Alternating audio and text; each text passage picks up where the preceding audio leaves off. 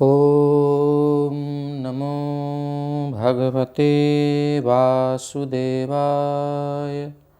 Recording in progress.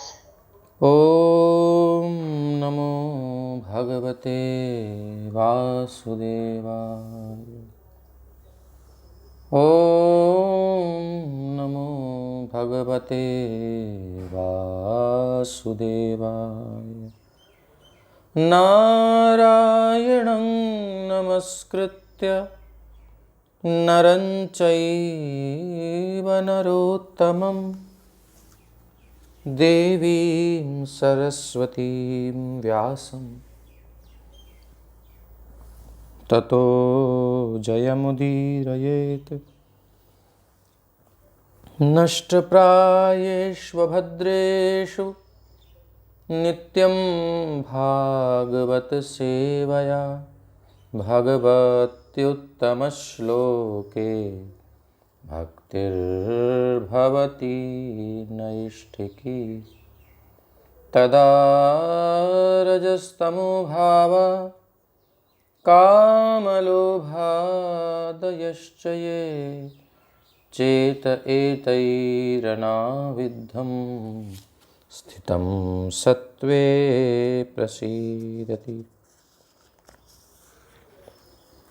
ॐ नमो भगवते नरसिंहाय। नमस्तेजस्तेजसे आविराविर्भव वज्रनख वज्रदंष्ट्र कर्माशयान् रन्धय रन्धय तमोग्रस gross. ॐ स्वाहा अभयमभयमात्मनि भूयिष्ठा। ॐ क्षौम। श्रीमद्भागवत महापुराण छठे स्कंध का तीसरा अध्याय कल पूर्ण हो गया, यानी अजामिल उपाख्यान पूर्ण हो चुका है, जिसमें नाम की महिमा, हरि कथा की महिमा हमने श्रवण की। और जयानंद प्रभु के जीवन में जैसा समर्पण था, ऐसा अजामिल का समर्पण। 88 साल की आयु में बंदे ने सब छोड़ दिया, कोई केयर नहीं किसी की, संन्यास ही ले लिया एक तरीके से। विष्णु मंदिर में जाकर के 24 घंटे भगवान के नाम का, नारायण नारायण का जप किया। ओम नमो भगवत, ओम नमो नारायणाय, भगवान के नाम का जप किया और अपना जीवन सफल कर लिया। इसी जीवन में भगवान के धाम गए, विमान में बैठ करके विष्णु दूतों के साथ। और ये शरीर यहीं रह गया, भौतिक शरीर। आध्यात्मिक शरीर को लेकर के बड़ा सुंदर दिव्य देह और अनंत जगत, ये सबको पार करके जो भौतिक जगत है, भगवान के धाम गए। कितना सौभाग्य है। हम लोगों के पास सब कुछ है भगवान को प्राप्त करने का, दुखों से मुक्ति प्राप्त करने का परमानेंट सॉल्यूशन हमारे पास है। मनुष्यत्वम, मनुष्य शरीर हमारे पास है। महापुरुष संभव, महापुरुष यानी प्रभुपाद जी, ये संतों का संग है।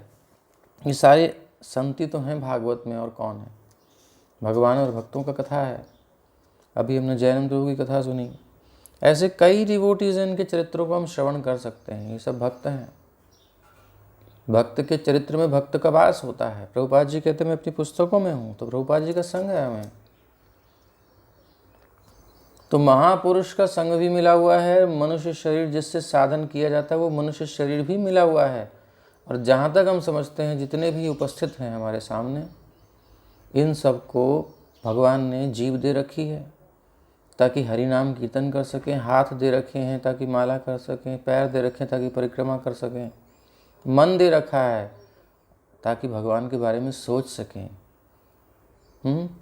और वस्तुएं दे रखी हैं ताकि भगवान की सेवा में लगा सकें। कोई प्रॉब्लम नहीं है, सारे साधन हमारे पास हैं, लेकिन दुर्दैव, दुर्भाग्य क्या है कि रुचि नहीं है।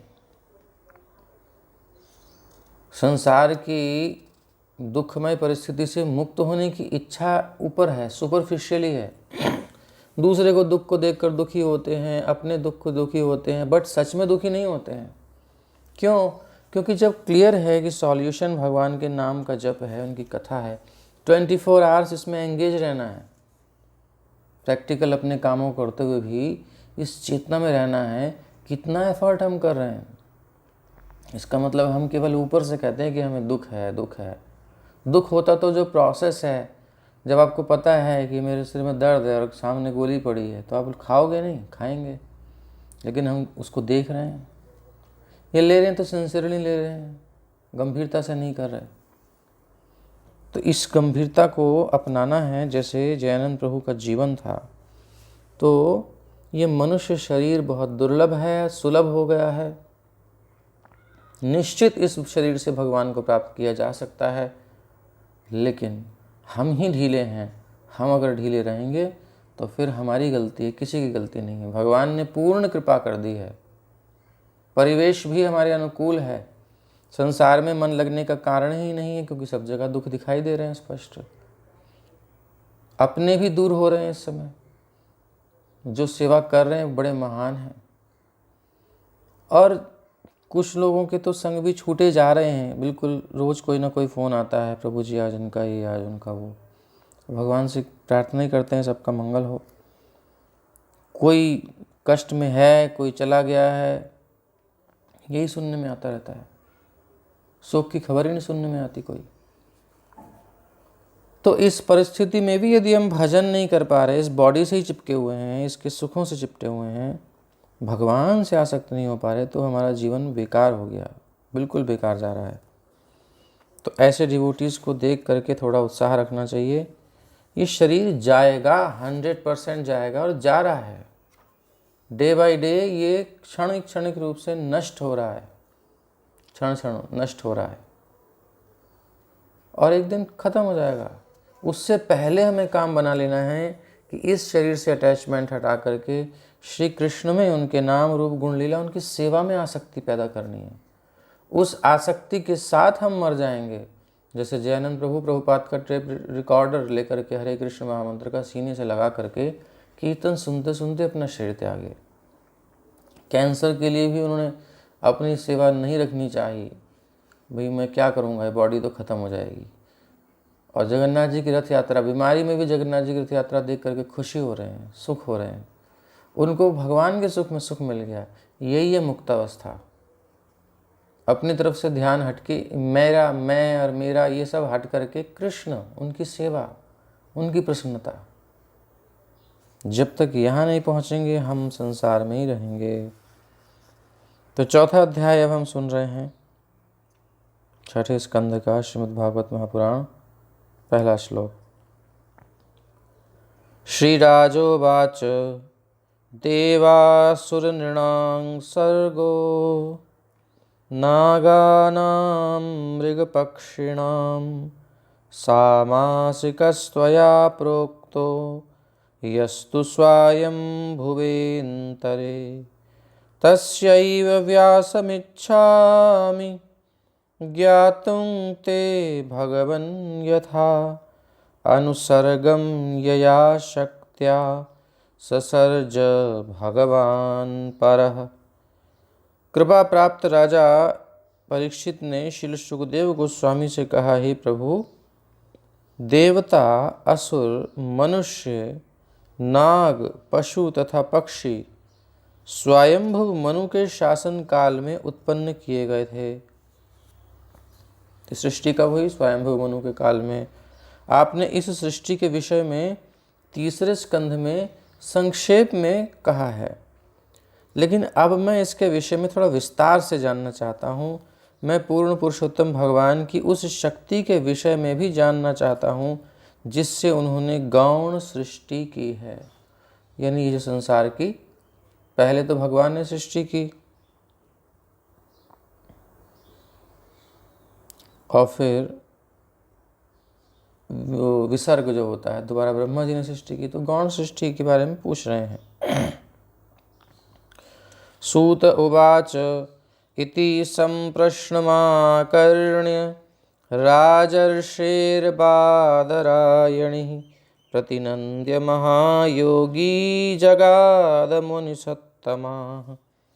शिलसूत गोस्वामी ने कहा, हे नैमिषारण्य में एकत्र महामुनियों, जब महान योगी श्री सुखदेव गोस्वामी ने राजा परीक्षित की जिज्ञासा सुनी तो जैसे बच्चे की इच्छा को देख करके दूध पीने की माँ उसे अपने वक्षस्थल से लगा लेती है, उसी प्रकार से उसको अपना स्तनपान कराती है। उसी प्रकार से सुखदेव गोस्वामी ने जब देखा कि परीक्षित के मन में जिज्ञासा है भगवत संबंधी और जानने की, तो उसको फीडिंग करना चाहा, पूर्ण करना चाहा, और तुरंत जो हैं बड़े प्रसन्न होकर के प्रशंसा की उनकी, और इस प्रकार उत्तर दिया कि ऐसा ही प्रश्न होना चाहिए। मृत्यु होने वाली है परीक्षित जी की भी, देखो सब जगह मृत्यु, सब जगह मृत्यु सुनने को।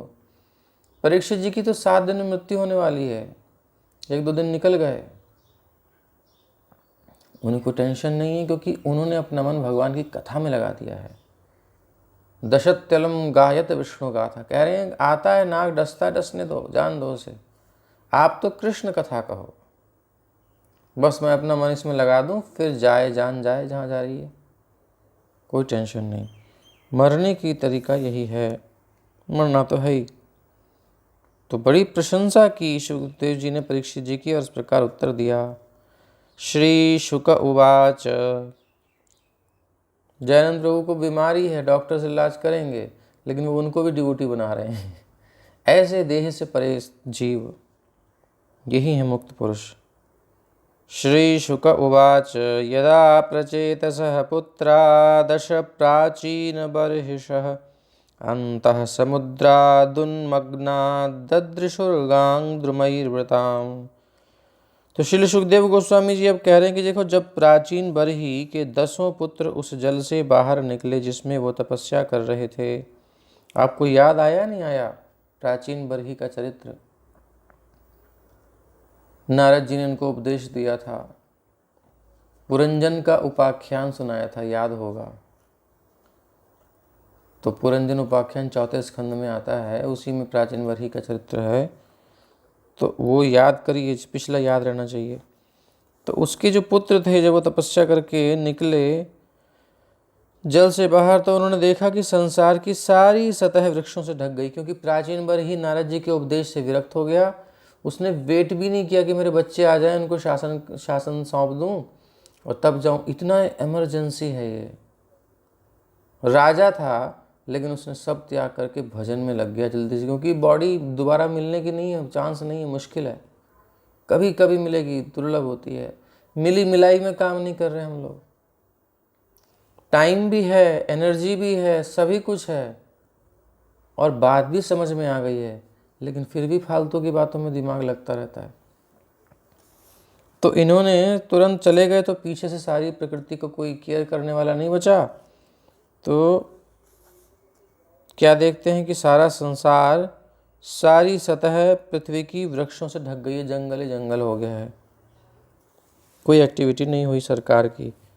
जब राजा प्राचीन बरही वैदिक अनुष्ठान कर रहे थे जिसमें पशुओं की हत्या की गई थी, तो श्री नारद मुनि ने दयावश उन्हें सलाह दी थी कि इस अनुष्ठान को रोक दें, और प्राचीन बरही नारद मुनि की बात जो है अच्छी तरह समझ गए थे। वो राज्य त्याग कर तपस्या करने के लिए जंगल चले गए, किंतु उनके 10 पुत्र जल के अंदर तपस्या कर रहे थे, इसलिए संसार की व्यवस्था देखने वाला कोई नहीं था। तो जब 10 पुत्र बाहर आए तो देखा कि सारी पृथ्वी वृक्षों से ढक गई है, जंगल ही जंगल है। जब सरकार कृषि की उपेक्षा करती है तो अन्न उत्पादन के लिए आवश्यक है जो कृषि, तो वो भूमि जो है व्यर्थ के वृक्षों से ढक जाती है। यानी कि बहुत सारी भूमि ऐसी है जिस पर कृषि हो सकती है, लेकिन उसको कई चीज़ों में उसको लगा दिया गया या फिर इग्नोर कर दिया गया है। ये इस देश की ही बात नहीं है, विदेशों की भी बात है, कृषि पर फोकस ही नहीं करती हैं। एक अजीब सी स्थिति हो गई है वर्तमान परिवेश, जो व्यवस्था थी वो कुव्यवस्था में बदलती जा रही है। कोई कितना भी सुधारना चाहे, लेकिन सिस्टम ऐसा बिगड़ा हुआ है कि क्या कहा जाए। नहीं तो आराम से व्यक्ति रह सकता है, कुछ ज़मीन हो उसके पास, एक गाय हो, और उसका काम बढ़िया चलेगा, अपनी पीसफुल लाइफ जी सकता है। हाँ, उसको चाउमीन नहीं मिलेगी, उसको लिपस्टिक नहीं मिलेगी, कई कई उसकी, और परफ्यूम्स जो है इस प्रकार के, जो डिओड्रेंट वगैरह सब, मतलब ये फालतू की चीज़ें, हगीज़ वगैरह मंगा करके सारी पृथ्वी को गंदा करना, कचरा करना। तो ये कई सारे ऐसे आइटम्स हैं जिनकी कोई ज़रूरत नहीं है, अननेसेसरली उसको क्रिएट की जा रही हैं आवश्यकताएं। पहले भी चलता था, बढ़िया काम चलता था, सिंपल सॉल्यूशन है। और बर्तन मांजने के लिए प्लास्टिक है या फिर वो तारों का वो मांजने वाला है, वो सब जहर जहर जहर सारी पृथ्वी को गंदा करे जा रहे हैं। कितना प्लास्टिक है, कई प्रकार की चीज़ें। सिंपल लिविंग, गांव में कचरा ही नहीं होता था इस प्रकार का, वो खाद बन जाता था कूड़ा गांव का पहले, और अब का कूड़ा खाद बनेगा, वो तो और जहर है, नष्ट नहीं होता प्लास्टिक। इसकी चिंता तो पैदा क्यों कर रहे हैं जब पता है कि ये चीज़ नुकसान देने वाली है एनवायरनमेंट को। एक तरफ से एनवायरनमेंट को क्लीन करने के लिए बड़े बड़े ऑर्गेनाइजेशंस आगे आते हैं, दूसरी तरफ से इसको भी प्रमोट किया जा रहा है। बड़ी अजीब स्थिति है ये, इसे मूर्खों की सभ्यता कहते हैं।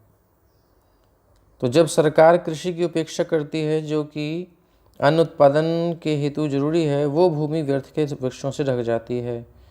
तो निस्संदेह अनेक वृक्ष उपयोगी होते हैं क्योंकि वो फल फूल उत्पन्न करते हैं, लेकिन दूसरे अनेक वृक्ष अनावश्यक होते हैं। उनका उपयोग ईंधन के लिए किया जा सकता है और भूमि को साफ करके उसमें खेती की जा सकती है। जब सरकार उदासीनता बरतती है तो अन्न उत्पादन में कमी आ जाती है, जैसा कि भगवद गीता में कहा गया है, कृषि गोरक्ष वाणिज्यम वैश्य कर्म स्वभावजम। वैश्यों के स्वभाव के अनुसार उनका उचित कार्य खेती और गांवों की रक्षा करना है। सरकार तथा क्षत्रियों का कर्तव्य है कि वो ये देखें कि तृतीय वर्ण के सदस्य वैश्य, जो ना तो ब्राह्मण हैं ना क्षत्रिय, ठीक से काम में लगें। क्षत्रिय मनुष्यों की रक्षा करने के लिए होते हैं, उनको टॉर्चर करने के लिए नहीं होते, जबकि वैश्य उपयोगी पशुओं की, विशेषकर गायों की रक्षा करने के लिए होते हैं और कृषि का ध्यान रखने के लिए। द्रुमेभ्यः क्रुध्यमानास्ते तपोदीपितमन्यवः मुखतो वायुमग्निं च तद्दिधक्षया। जल में बहुत लंबे समय तक तपस्या करते रहने के कारण प्रचेतागण वृक्षों पर अत्यधिक क्रुद्ध हो गए। तपस्या की एनर्जी आ गई, उन्हें जलाकर भस्म करने की इच्छा से उन्होंने अपने मुखों से वायु और अग्नि उत्पन्न की, और ऐसे मुख से वायु और अग्नि उत्पन्न की और वायु से उसकी लपट दूर तक जा रही है, फोर्स, और वृक्षों को जला जला करके नष्ट करने लगे, पृथ्वी को साफ करने लगे। यहाँ तपोदीपित मन्यवः शब्द सूचित करता है कि जो व्यक्ति कठिन तपस्या किए रहते हैं उनमें महान योग शक्ति होती है। अब इन्होंने भी मुख से अग्नि वायु प्रकट की, लेकिन वो विमन्यवः साधवः होते हैं, जिसका अर्थ है कि वो कभी क्रुद्ध नहीं होते, वो हमेशा सदैव सद्गुणों से अलंकृत रहते हैं। जैसा कि देवभूति कपिल संवाद में आपने सुना, संतों के लक्षण साधुओं के क्या होते हैं। तिक्षवः कारुणिकाः सुहृदः सर्वदेहिनां अजातशत्रवः शान्ताः साधवः साधुभूषणा। तो साधुओं का ये भूषण है क्षमाशील होना, क्रुद्ध नहीं होना। और यद्यपि वैष्णव को तपस्या से पर्याप्त शक्ति होती है, लेकिन विभिन्न कठिनाइयों में पड़ने पर भी वो कभी क्रुद्ध नहीं होता। यदि कोई तपस्या करता है किंतु वैष्णव नहीं बनता तो उसमें सद्गुण उत्पन्न नहीं होते।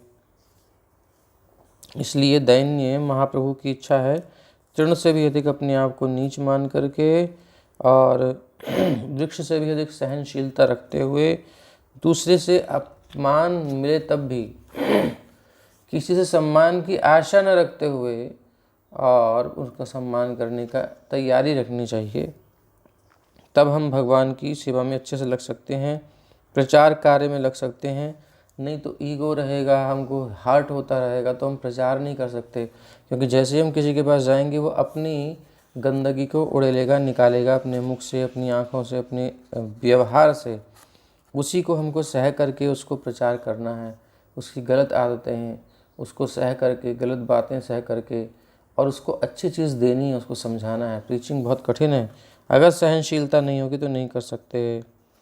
ताभ्याम निर्दह्यमानांस्तानुपलभ्य कुरुद्वः राजोवाच महान सोमो मन्युम प्रशमयन्निव।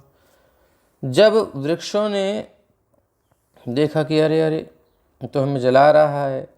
और वृक्षों को पोषण कौन करता है, रस कौन देता है, आपको पता है, चंद्रमा।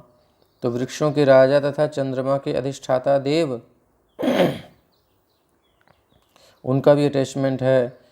सोम ने अग्नि और वायु को समस्त वृक्षों को जलाकर राख करते देखा तो उसे अपार दया आई, क्योंकि वो समस्त वनस्पतियों और वृक्षों का पालन करता है। प्रचेताओं के क्रोध को शांत करने के लिए सोम यानी चंद्रदेव ने इस प्रकार कहा। तो चंद्रदेव या सोमदेव जो है वृक्षों और पौधों के पालन करने वाले हैं। चांदनी के कारण वृक्ष बहुत तेजी से बढ़ते हैं चंद्रमा की, और रस का संचार उसमें होता है। इसलिए हम उन तथाकथित वैज्ञानिकों को किस प्रकार स्वीकार कर सकते हैं जिनकी चंद्र यात्राओं ने हमें जानकारी दी कि भाई चंद्रमा पर कोई वृक्ष या वनस्पति ही नहीं है। जो स्वयं यहाँ वनस्पतियों का पोषण कर रहा है वहाँ वनस्पति है ही नहीं। आश्चर्य की बात है। यानी खूब दान करता है लेकिन उसके घर में खाने को भी नहीं है, तो कैसे काम बनेगा? बुद्धि दान कैसे करेगा? तो या तो शास्त्र झूठे हैं या फिर वो वैज्ञानिक झूठे हैं, कोई तो है झूठा। तो फिर स्पष्ट बात है कि शास्त्र झूठे हो नहीं सकते, वो लोग स्वार्थी हैं। और ये पहले सिद्ध हो ही चुका है, कई बार, बार बार सिद्ध होता है। अभी के कई ऐसे एक्सपेरिमेंट हैं जो कि धोखा है। इसको जिन्होंने यूनिवर्स के बारे में जो लेक्चर सुने हैं उसमें समझ गए होंगे। रिंकी माता ने सुना है। तो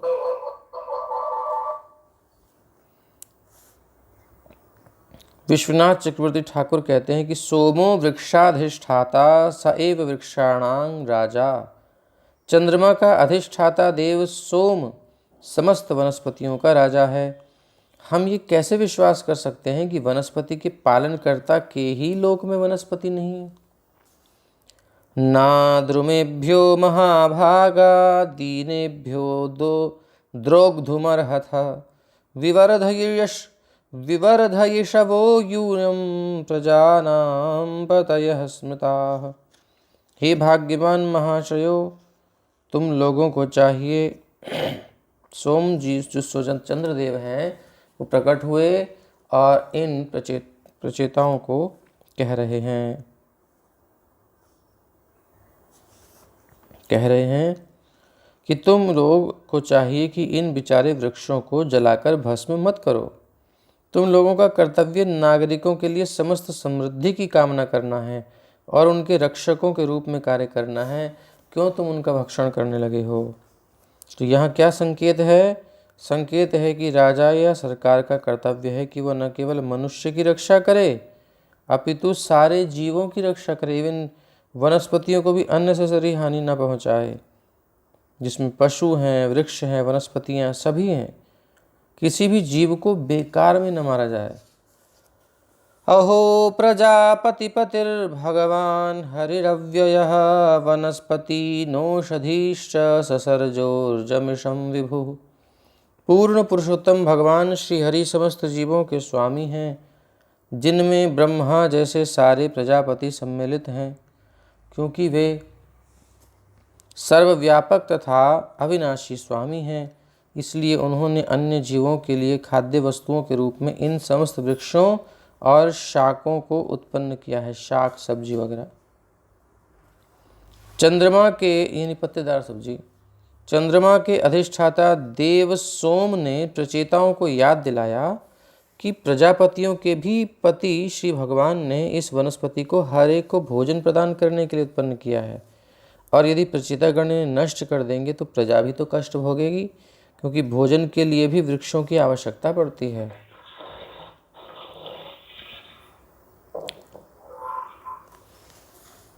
अन्नं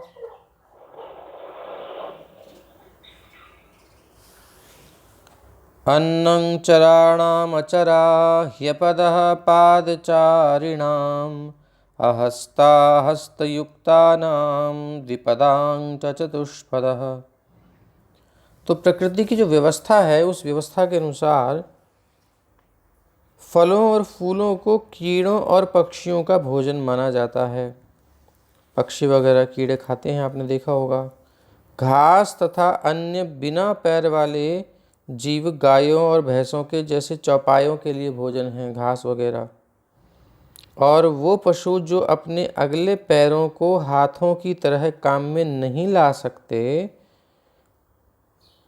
पंजों वाले बाघों जैसे पशुओं के भोजन हैं। और हिरन एवं बकरे जैसे चौपाए जानवर तथा खाद्यान्न भी मनुष्यों के भोजन के निमित्त होते हैं। प्रकृति के नियम द्वारा या पूर्ण पुरुषोत्तम भगवान की व्यवस्था से एक प्रकार का जीव दूसरे जीवों का भक्ष्य है। ये प्रकृति ही हिंसा वाली है। इस प्रकृति में हिंसा किए बिना कोई जीवित रह ही नहीं सकता। इस प्लेन में रह करके आप अहिंसक बन ही नहीं सकते पूर्ण रूप से। अगर सच में अहिंसा परमो धर्म है मानना है, तो सांस भी लेना बंद करना पड़ेगा इस जगत में, क्योंकि सांस लेने में कई जीवाणु मरते हैं, कई बैक्टीरियाज हमारे अंदर होते हैं जो कि हमारे जो बैक्टीरियल होते हैं, वाइट जो कि ब्लड में होते हैं, तो वो जो होते हैं वो रक्षा करने की, हमारा जो रक्षा तंत्र है, दूसरे वायरसेस को मार रहे हैं। यही तो हो रहा है। ये वाला वायरस आ गया तो दूसरे वायरस अंदर वाले इसको मारने की तैयारी करते हैं, दोनों में लड़ाई होती है। तो हिंसा तो प्रकृति में हिंसा ही हिंसा है। इसलिए जगत रहने के लिए नहीं है, ये पनिशमेंट के लिए ही बनाया गया है। एक जीव से दूसरे जीव को पनिशमेंट, एक का कर्म दूसरा उस कर्म के फल को भोगने के लिए उसे फिर आना पड़ता है। ये सब चलता रहता है। तो व्यवस्था है, एक जीव दूसरे जीवों का भक्ष्य है। द्विपादांग च चतुष्पदः, चौपाए जानवर चतुष्पदः तथा खाद्यान्न मनुष्यों के भक्ष्य हैं। ये चौपाए जानवर हिरन तथा बकरियों जैसे पशु हैं। इनमें गाय नहीं आती जिनकी रक्षा की जानी चाहिए। सामान्यतः समाज की उच्चतर श्रेणियां ब्राह्मण, क्षत्रिय तथा वैश्य जातियां, अब ध्यान से सुनिए, आपको डाउट आ रहा होगा ना, मनुष्यों का भोजन है तो ब्राह्मण, क्षत्रिय और वैश्य जातियां मांस नहीं खाती। कभी कभी क्षत्रिय जंगल में हिरन जैसे पशुओं का शिकार करने जाते हैं, क्योंकि उन्हें वध करने की कला सीखनी होती है, और कभी कभी वो पशुओं को खाते भी हैं। कभी कभी शूद्र भी बकरे जैसे पशुओं को खाते हैं, किंतु गाय मनुष्यों का वध किए जाने के लिए, खाने के लिए बिल्कुल नहीं है। प्रत्येक शास्त्र में गोवध की प्रबल रूप से निंदा की गई है। वस्तुतः जो गाय का वध करता है उसे उतने वर्षों तक कष्ट भोगना पड़ता है जितने कि गाय के शरीर में बाल होते हैं, और जितने लोग उसमें इन्वॉल्व हुए हैं सबको। मनु संहिता का कथन है कि प्रवृत्ति रेषा भूतानाम निवृत्तिस्तु महाफला। इस भौतिक जगत में हम में अनेक प्रवृत्तियां होती हैं, हमारी सबकी टेंडेंसियां अलग अलग हैं, किंतु मनुष्य जीवन इसलिए मिला है कि हम उन प्रवृत्तियों को अब फोल्ड करना, मोड़ना सीखें, उनके वश में रहना ना सीखें। होती है प्रवृत्ति गलत काम करने की, जैसे कि मांस खाने की वृत्ति। जो 2 दांत हैं, ये कुक्कुर दांत जो मिले हुए हैं, ये फाड़ने के लिए ये अनुकूल होते हैं। और कुछ वृत्ति भी होती है कुछ मनुष्यों में से खाने की, मांस खाने की, वो पशु ही होते हैं एक तरीके से। तो वो वृत्ति को रोकने के लिए उन्हें ये मनुष्य शरीर मिला है। यानी हम पशुओं से उन्नति करते करते मनुष्य के शरीर को प्राप्त किए हैं। अगर हम और आगे नहीं जाएंगे तो बैक टू सीधा नीचे आ जाएंगे, उसी प्रकार सांप सीढ़ी के खेल में फिर से जानवर बनेंगे। तो ये 2 दांत बता रहे हैं कि तुम जानवर थे पहले, अभी तुमको मनुष्य शरीर दिया गया है, अब इसके अकॉर्डिंग काम करो। तो प्रवृत्ति रेषा भूतानाम, तो प्रवृत्ति हो सकती है लोगों की भूगों में, संसार के विषयों को, मैथुन में प्रवृत्ति होती है, मांस में प्रवृत्ति होती है, सब चीज़ों में, लेकिन इसको नियंत्रित करना है, कम से कम करना है, करते करते इससे छोड़ ही देना है। इसके लिए वेदों में व्यवस्था है, निवृत्तिस्तु महाफला। प्रवृत्ति के लिए वेदों में व्यवस्था नहीं दी गई है कि मांस खाने की व्यवस्था यदि कुछ कहीं है किसी शास्त्र में उसके प्रायश्चित के साथ ये अल्प रूप में विवाह आदि की व्यवस्था है, इसमें हम मैथुन कर सकते हैं। एक्चुअल में इसको प्रमोट करने के लिए नहीं दी गई ये सब सुविधाएं। विवाह आदि इसलिए नहीं कि प्रमोट किया जाए, ये इसलिए है कि आप इसको मिनिमाइज कीजिए। ये प्रवृत्ति है अंदर, इच्छाएं हैं अंदर, लेकिन इनको मिनिमाइज कर दीजिए और एटलीस्ट छोड़ ही दीजिए अंत में ले जा करके। इसलिए पहले ब्रह्मचर्य की शिक्षा देते हैं। प्रवृत्ति का दमन हो गया तो ठीक है, लेकिन प्रबल संस्कार है पिछले जन्मों का, नहीं उसकी वृत्ति समित हो रही तो ठीक है, थोड़ा सा गृहस्थ आश्रम में जाओ और थोड़ा सा स्पर्श करके और फिर निकल के फिर आओ। यानी कि उसको मिनिमाइज करना है, थोड़ी सी छूट दे रखी है। तो ये है प्रवृत्ति रेशा भूतानाम निवृत्तिस्तु महाफला। मनुष्य जीवन इसलिए मिला है कि हम उन प्रवृत्तियों को मोड़ना सीखें। जो लोग मांस खाना चाहते हैं वो अपनी जीभ की मांग निम्नतर पशुओं को खाकर पूरी कर सकते हैं, लेकिन उन्हें गायों का वध कभी नहीं करना चाहिए, क्योंकि दूध की पूर्ति करने के कारण गायों को मानव समाज की माता के रूप में स्वीकार किया गया है। और शास्त्रों की विशेष रूप से संस्तुति है, कृषि गोरक्ष्य। मानव समाज के वैश्य वर्ग को कृषि कार्यों द्वारा सारे समाज के भोजन का प्रबंध करना चाहिए। कृषि की प्रमोट किया गया है और गायों को पूर्ण सुरक्षा प्रदान करनी चाहिए, क्योंकि वो सर्वाधिक लाभदायक पशु हैं और मानव समाज को दूध देती है। तो यहाँ समझ में आ गई बात।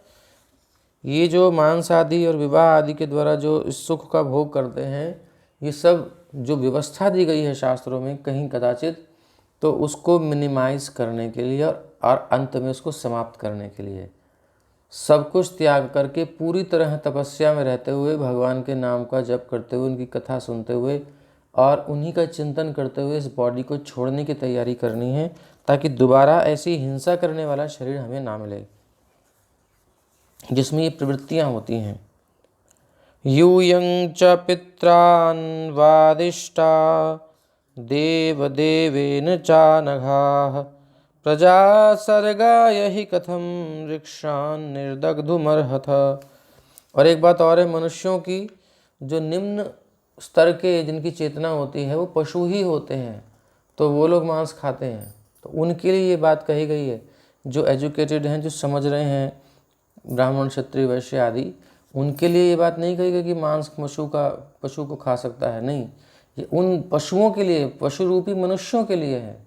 ऐसे ऐसे लोग हैं कि जो वृद्ध अपने माता पिता को वृद्ध होते ही उनको लाठी मार करके वो फीस्ट करते हैं, उनको मार के खा जाते हैं। बोले अब तो गया ही है, अब तो बचा नहीं है, मार करके खा जाते हैं। ये अभी हो रहा है। निम्न जो जातियां हैं इस प्रकार के कार्य करती हैं, बिल्कुल चूहे पकड़ पकड़ के खाएंगे, मतलब कुछ नहीं, वो निम्न स्तर की चेतना है बहुत उनकी, पशुओं के बिल्कुल निकट है वो, अभी वो मनुष्य बन नहीं पाए। तो ये समझना चाहिए किसके लिए है ये। हे शुद्ध हृदय वाले, तुम्हारे पिता प्राचीन बरही तथा पूर्ण पुरुषोत्तम भगवान ने तुम सबको प्रजा उत्पन्न करने का आदेश दिया है, इसलिए तुम लोग इन वृक्षों तथा औषधियों को किस प्रकार जलाकर भस्म कर सकते हो, जिनकी आवश्यकता तुम्हारी प्रजा तथा तुम्हारे वंशजों के पालन के लिए पड़ेगी। चंद्रमा समझा रहे हैं इनको। आतिष्ठत सतां मार्गं कूपं यच्छत दीपितं पित्रा पितामहेनापि जुष्टं वह प्रपितामहैः। तुम्हारे पितामह तथा परदादाओं ने जिस अच्छाई के मार्ग का अनुसरण किया वो प्रजा के पालन करने का था, जिसमें मनुष्य, पशु तथा वृक्ष सम्मिलित हैं। तो किसका पालन करना है? मनुष्यों का, पशुओं का और वृक्षों का, सबका पालन करना है। सरकार का कर्तव्य ये है। तुम लोगों को उसी मार्ग का पालन करना चाहिए। व्यर्थ का क्रोध तुम्हारे कर्तव्य के विरुद्ध है, इसलिए मेरी प्रार्थना है कि तुम लोग अपने क्रोध को नियंत्रित करो। तो कानां पितरौ बंधु दृशः पक्ष्मस्त्रियाः पतिः पतिं प्रजानां भिक्षूणां गृह्यज्ञानां बुधः सुहृत्। चंद्रमा कह रहे हैं कि जिस प्रकार पिता तथा माता अपनी संतानों के मित्र और पालन करता होते हैं, उनके फ्रेंड होते हैं, हितैषी होते हैं मतलब केयर करने वाले होते हैं और पालनकर्ता होते हैं। जिस प्रकार पलक आँख की रक्षा करती है, पति जिस प्रकार पत्नी या भर्ता तथा रक्षक होता है, उसका पोषण करने वाला, रक्षक करने वाला, जिस प्रकार गृहस्थ भिखारियों का अन्नदाता तथा रक्षक होता है, जिस प्रकार विद्वान अज्ञानी का मित्र होता है, उसे ज्ञान प्रदान करता है, उसी प्रकार राजा अपनी प्रजा का रक्षक तथा जीवन देने वाला होता है। वृक्ष भी तो राजा की प्रजा ही होते हैं, इसलिए उन्हें भी संरक्षण प्रदान किया जाना चाहिए। बड़ा सुंदर उपदेश है कि वृक्षों और पशुओं का संरक्षण किया जाना चाहिए, उनको व्यर्थ ही मारा नहीं जाना चाहिए। पूर्ण पुरुषोत्तम भगवान समस्त जीवों के हृदय में परमात्मा रूप में स्थित हैं। अंतर्देहेषु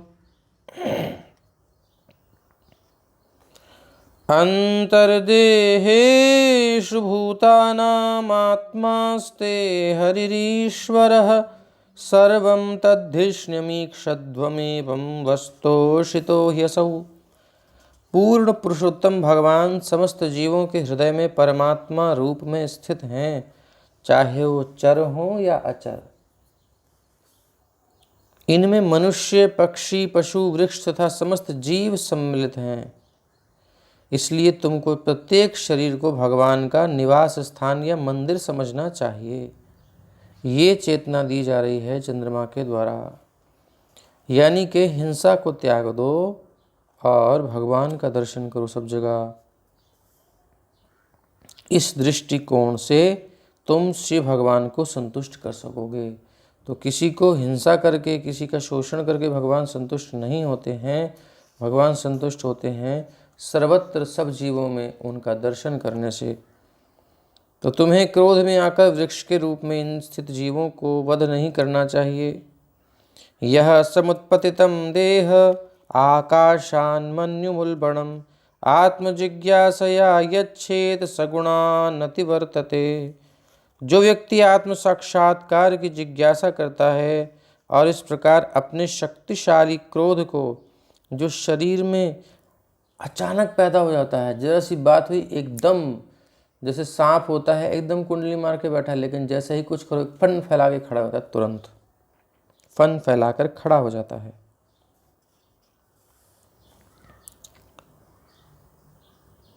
तो ऐसे ही क्रोध जागृत हो जाता है अचानक, मानो आकाश से गिरा हो धम्म से।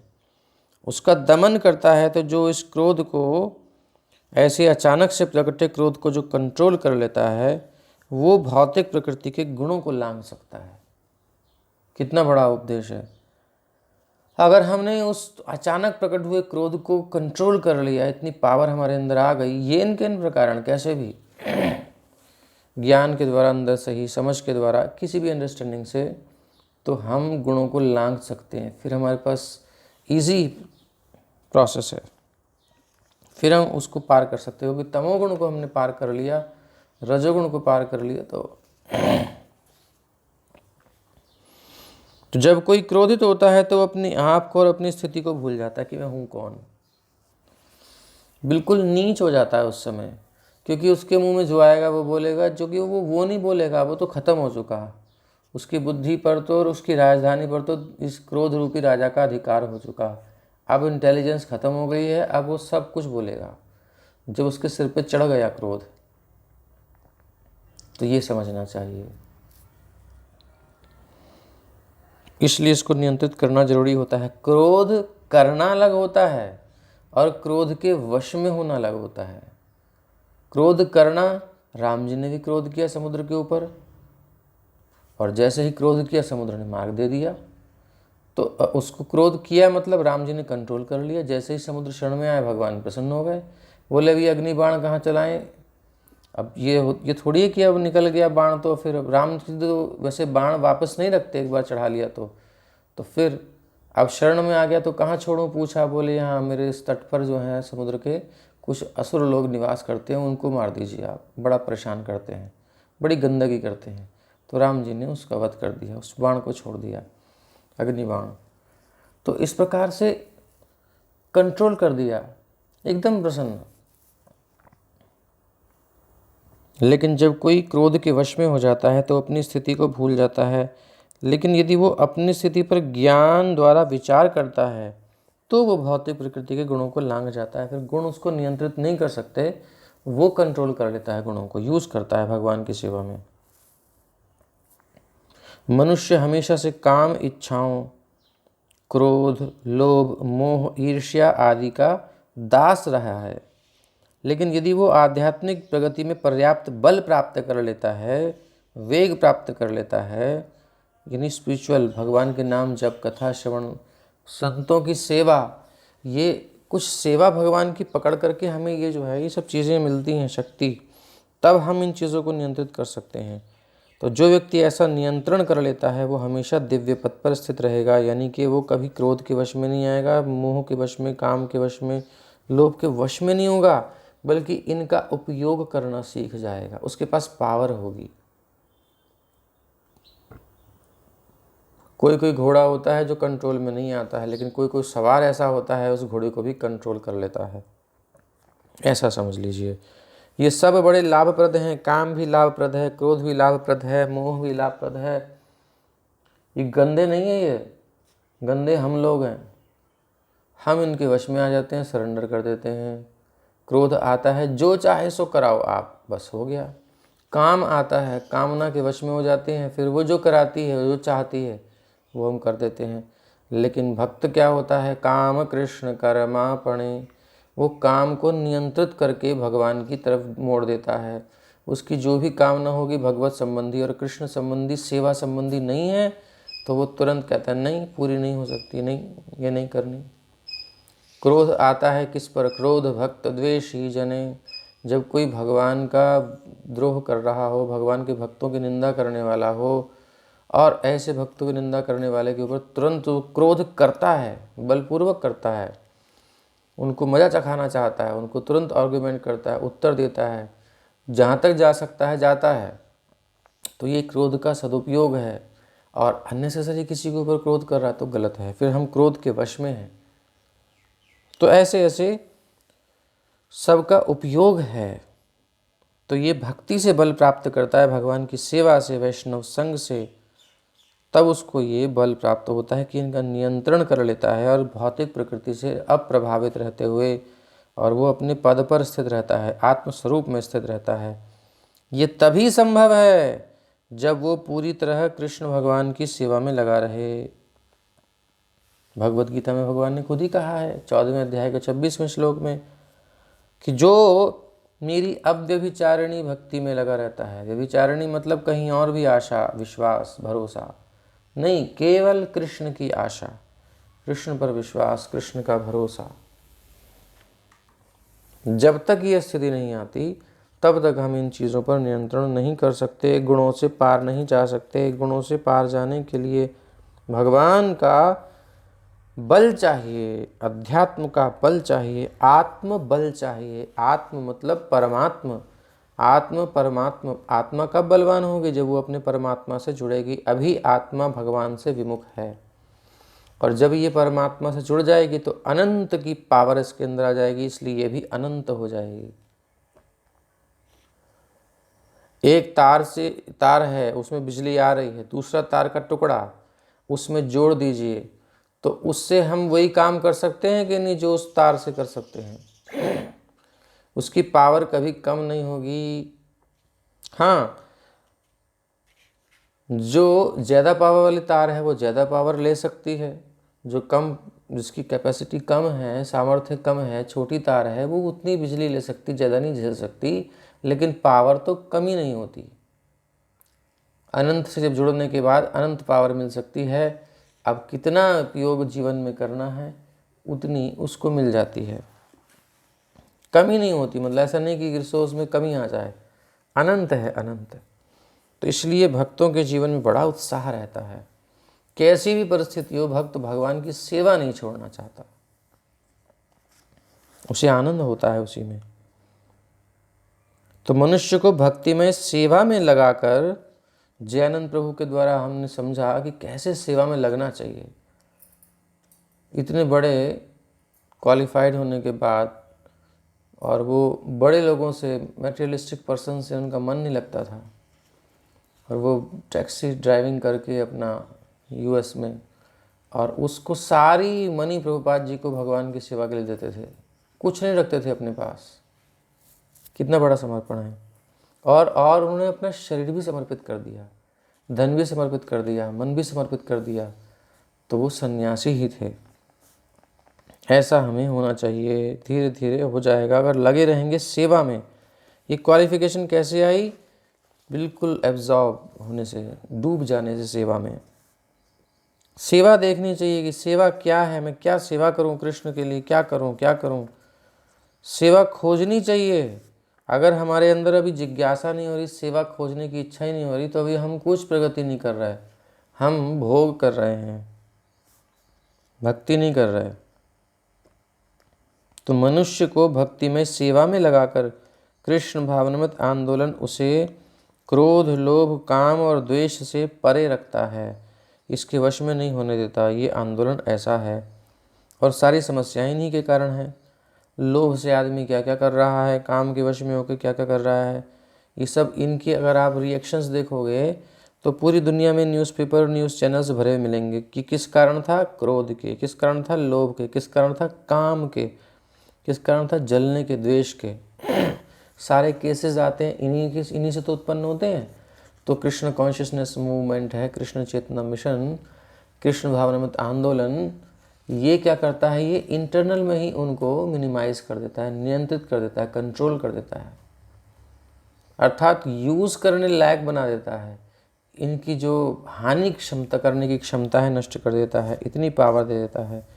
तो मनुष्य को भक्ति में सेवा करनी चाहिए, नहीं तो वो भगवान की सेवा नहीं करेगा, सेवा नहीं पकड़ेगा, तो माया की सेवा करनी पड़ेगी। और माया के ये चेले हैं सब, काम, क्रोध, लोभ, मोह, मद, मात्सर्य, ये आ करके कभी कोई सवारी करेगा हमारे अंतःकरण में, कभी कोई सवारी करेगा हमारे दिमाग में, और हमें यूज़ करता रहेगा। ये माया के चेले हैं।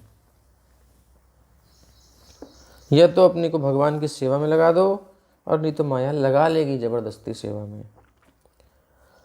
अलम दग्धैर्द्रुमैर्दीनैः खिलानां शिवमस्तु वः वार्ष्येषा वरा कन्या पत्नी त्वे प्रतिगृह्यताम्। अब इन बेचारे वृक्षों को जलाने की आवश्यकता नहीं है। जो वृक्ष बचे हैं शेष, उन्हें अब तुम सुखपूर्वक रहने दो। निस्संदेह तुम लोगों को भी सुखी होना चाहिए। यहाँ पर अब तुम इतनी तपस्या है, इतना सब कुछ करके आए हो, तो अब तुम्हारे लिए भी व्यवस्था है।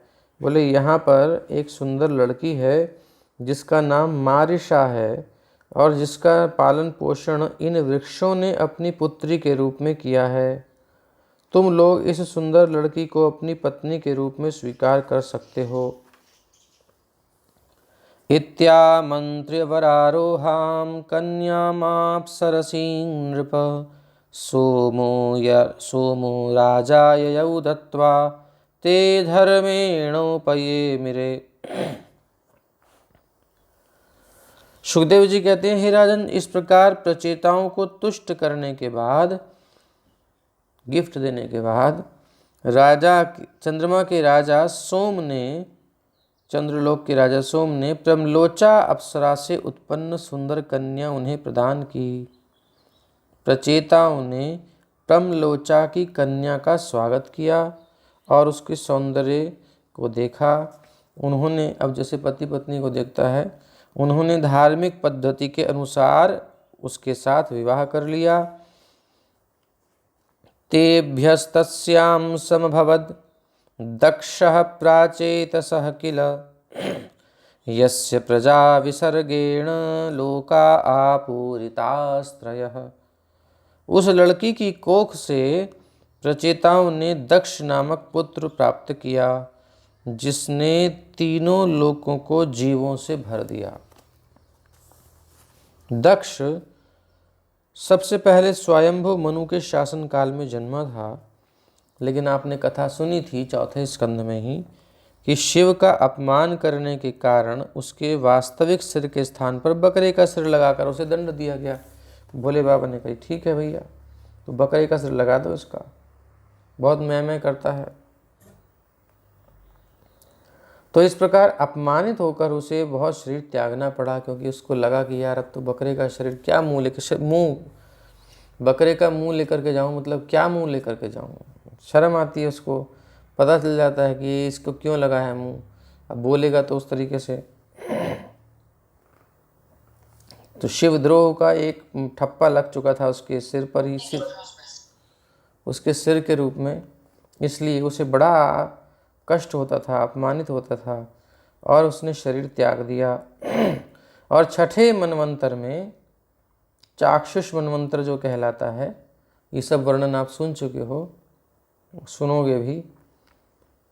तो इस मनवंतर में, चाक्षुष मनवंतर में, मारिशा जो भी वृक्षों की सिक्योरिटी में जो कन्या थी, प्रमलोचा की पुत्री, इस मारिशा की कोख से फिर दोबारा उसने जन्म लिया, यानी बॉडी चेंज कर ली, सिंपल ड्रेस चेंज कर ली।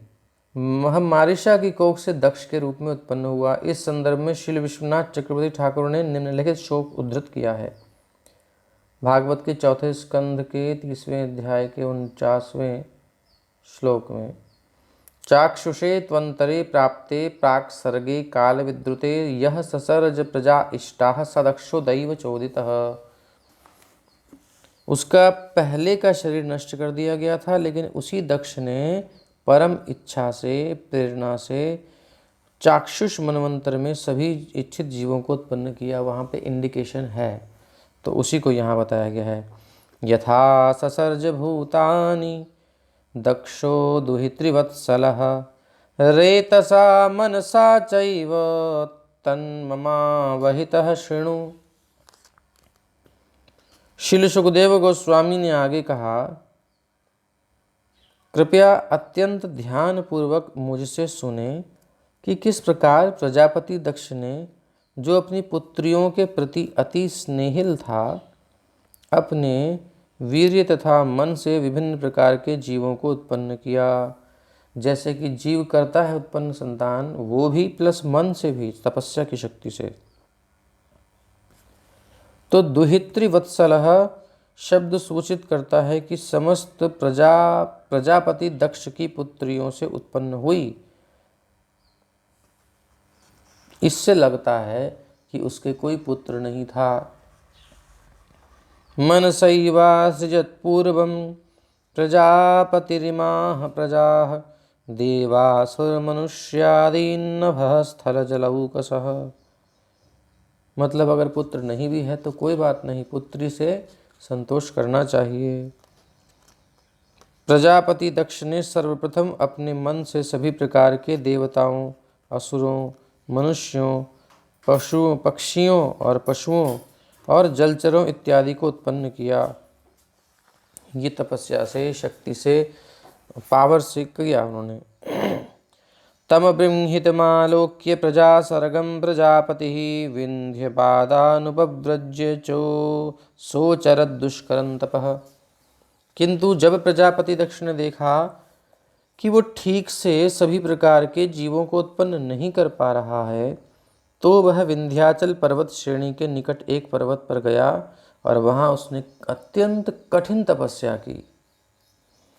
तत्राघमर्षणं नाम तीर्थं पापहरं परम उपस्पृश्यानुसवनं तपसा तोषयद्धरिम्। उस पर्वत के निकट अघमर्षण नामक एक तीर्थ स्थल था। वहाँ पर प्रजापति दक्ष ने सारे कर्मकांड संपन्न किए और पूर्ण पुरुषोत्तम भगवान श्री हरि को प्रसन्न करने के लिए महान तपस्या में संलग्न होकर उन्हें संतुष्ट किया। यहाँ भगवान को संतुष्ट करने का उद्देश्य है प्रजा की सृष्टि करना, न कि भगवान की सेवा से उन्हें प्रसन्न करना। मतलब कुछ न कुछ, यद्यपि ये तपस्या किए हैं, भगवान को प्रसन्न किए हैं और भगवान की प्रसन्नता से ही सृष्टि हो पा रही है।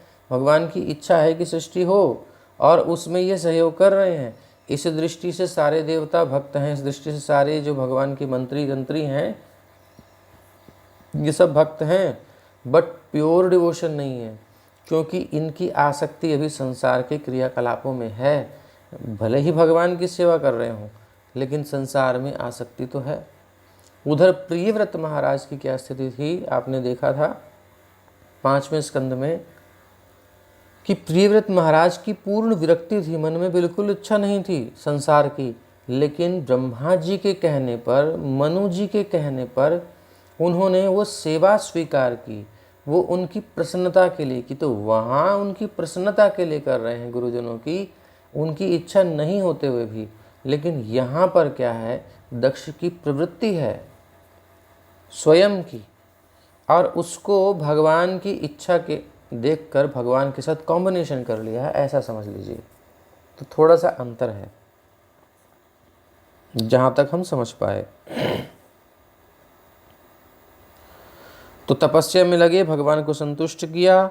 अस्तौ श्रीधंस गुह्येन भगवन्तमधोक्षजं तुभ्यं तदभिधास्यामि कस्यातुष्यद्यथा हरिः कस्यातुष्यद्यथा हरिः। हे राजन, सुखदेव जी कह रहे हैं परीक्षित जी से कि अब मैं आपसे हंस गुह्य नामक स्तुतियों की पूरी व्याख्या करूंगा, जो स्तुति प्रजापति दक्ष ने की, जिन्हें प्रजापति दक्ष ने भगवान को अर्पित किया। और मैं बताऊंगा कि किस प्रकार उन स्तुतियों से भगवान उन पर प्रसन्न हुए।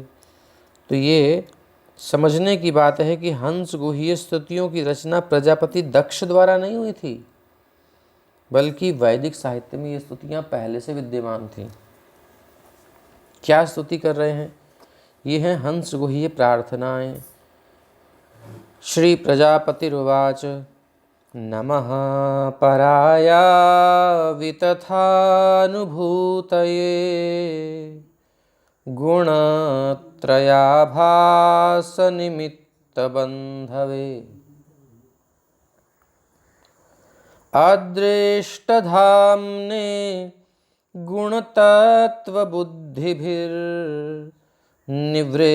गुणतत्वबुद्धिभिर्निवृत्तमानाय दधे स्वयं भुवे। प्रजापति दक्ष क्या कह रहे हैं? पूर्ण पुरुषोत्तम भगवान माया तथा उससे उत्पन्न शारीरिक कोटियों से परे हैं। माया से भी परे हैं, और माया से उत्पन्न कोई भी उसका प्रोडक्ट है, जितनी उपाधियां हैं, शारीरिक कोटियां हैं, शरीर हैं, सबसे परे हैं। उनका शरीर हमारे जैसा नहीं है।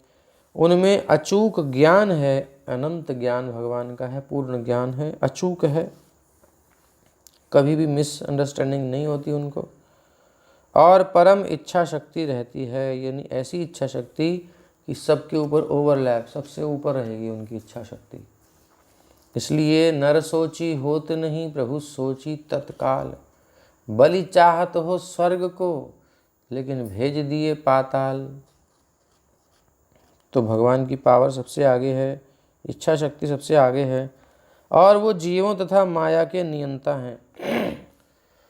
माँ अपने बच्चे को कंट्रोल करती है, प्यार से ही कंट्रोल करती है, लेकिन करती है।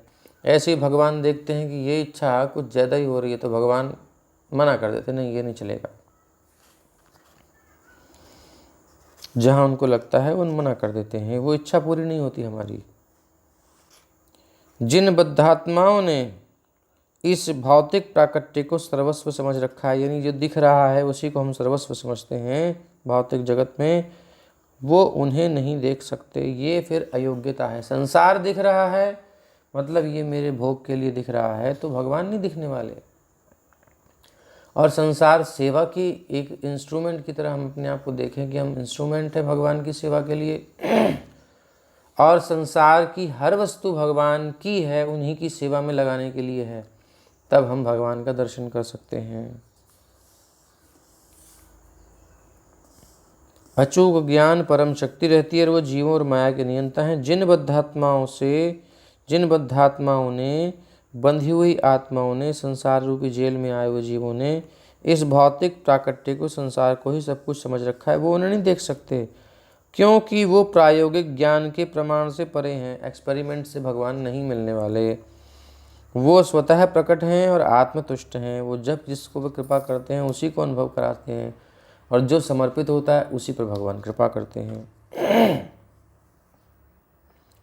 और भगवान को किसी से संतुष्टि चाहिए नहीं कि भैया आदमी को किसी से मिलने की इच्छा हो रही है, तेरे बिना मन नहीं लग रहा था, बहुत दिनों से याद आ रही थी, ऐसा नहीं। भगवान सेल्फ सेटिस्फाइड हैं, आत्मतुष्ट हैं। उनको अपनी इच्छा से किसी को मिलने की इच्छा नहीं है, मतलब अपने सुख के लिए। हाँ, जीवों पर कृपा करने के लिए भगवान आते हैं, देने के लिए आते हैं, लेने के लिए नहीं। वो किसी उच्च कारण द्वारा उत्पन्न नहीं किए जा सकते। ऐसा कोई कॉज नहीं है जो उनको फोर्स करे उत्पन्न करने के लिए, होने के लिए। मैं उन्हें सादर नमस्कार करता हूँ। तो क्लियर हो गया। न यस्य सख्यम पुरुषो वैति सख्युः सखा वसंसं वसतः पुरेस्मिन् गुणो यथा गुणिनो व्यक्तदृष्टेस्तस्मै महेशाय नमस्करोमि। जिस प्रकार इंद्रिय विषय, कौन कौन से इंद्रिय विषय, चलिए कौन बताएगा, कौन बताएगा इंद्रिय विषय कौन है? रस रूप गंध स्पर्श और रस रूप गंध स्पर्श। शब्द भी है, पांचवा शब्द स्पर्श रूप रसगंध, ठीक है, 5 विषय।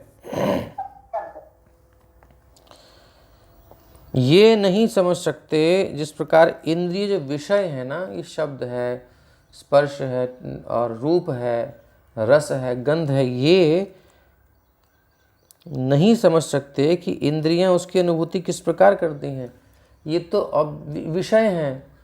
रूप को हम देख रहे हैं तो रूप को थोड़ी पता चल रहा है कुछ, शब्द को हम सुन रहे हैं, हम फील कर रहे हैं, हम चेतन हैं, लेकिन उसे थोड़ी कुछ पता चल रहा है कि मेरा क्या हो रहा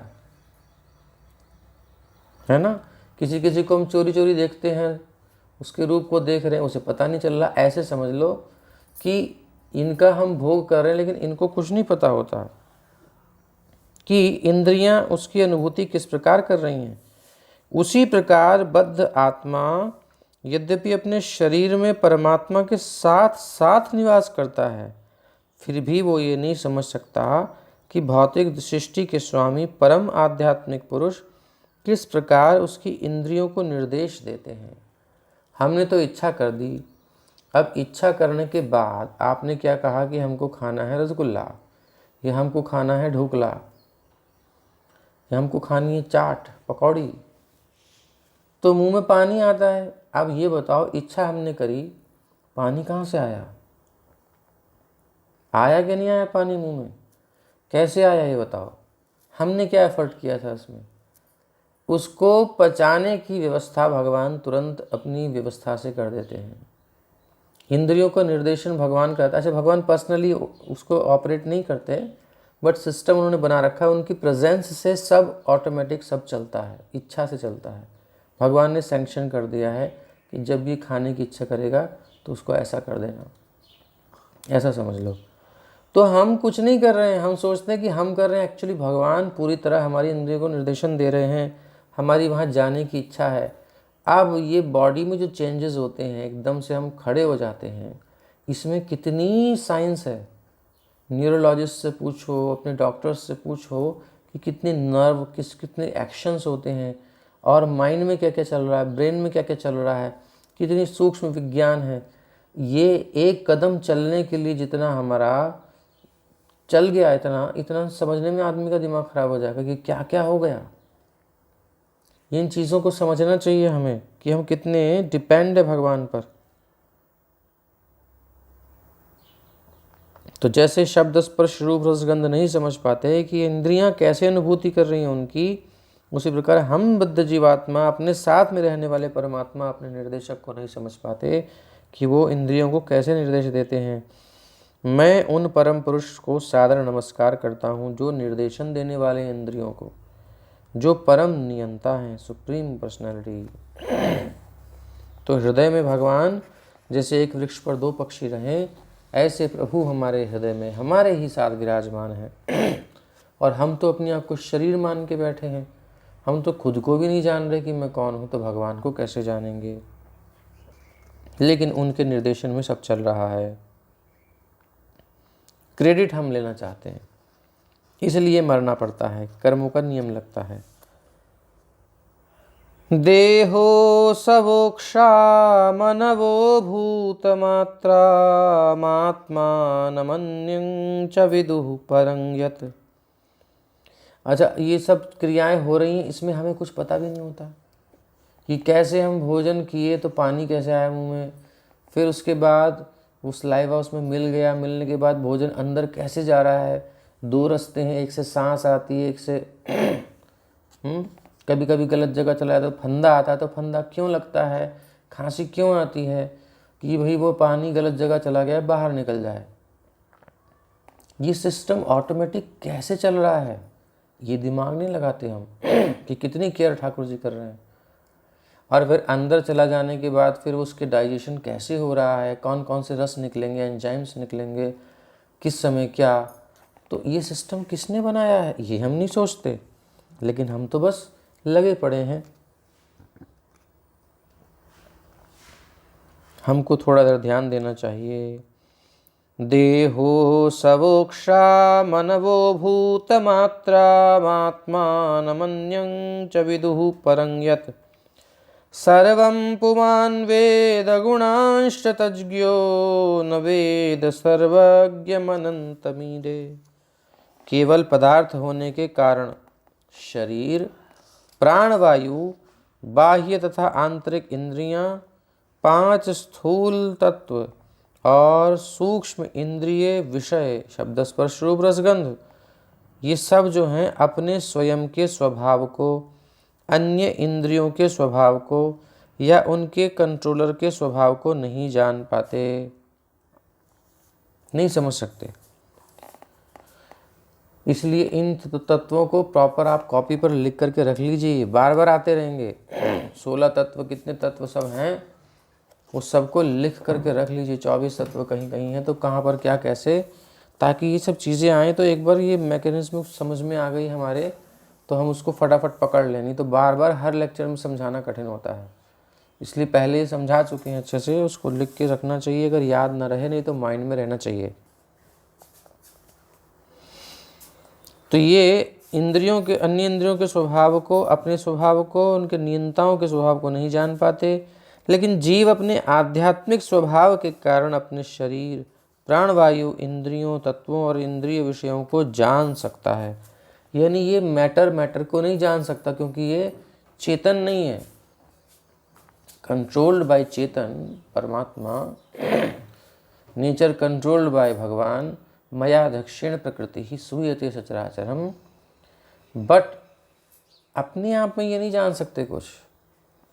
लेकिन आत्मा तो चेतन तत्व है, यानी हम चेतन तत्व हैं, हम इनको जान सकते हैं। हम मन को अनुभव कर सकते हैं, बुद्धि का अनुभव कर सकते हैं, हम इंद्रियों का अनुभव कर सकते हैं। दृष्टि शक्ति मेरी कम हो रही है, तेज हो रही है, शक्ति कम हो रही है, ज़्यादा हो रही है, अभी मेरे को क्या फील हो रहा है, हर चीज़ का हम अनुभव कर सकते हैं। और थोड़ा डीप उतर जाएं अपने स्वरूप में तो ये बॉडी पूरी देख सकते हैं, कहाँ क्या हो रहा है। योगी लोग सब देख लेते हैं।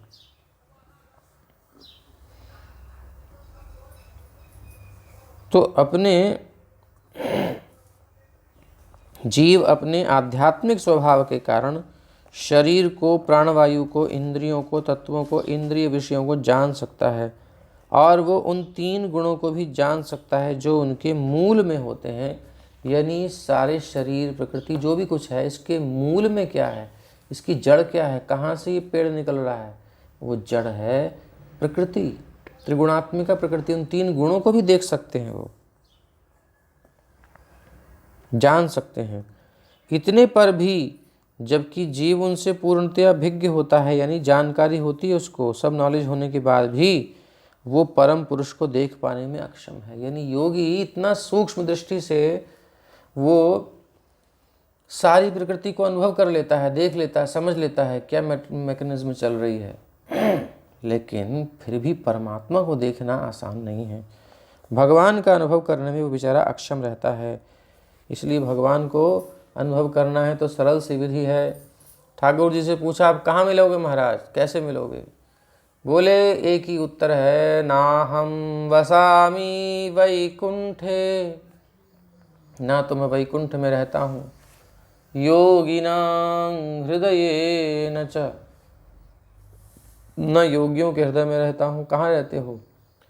यत्र गायन्ति मद्भक्ताः तत्र तिष्ठामि नारद।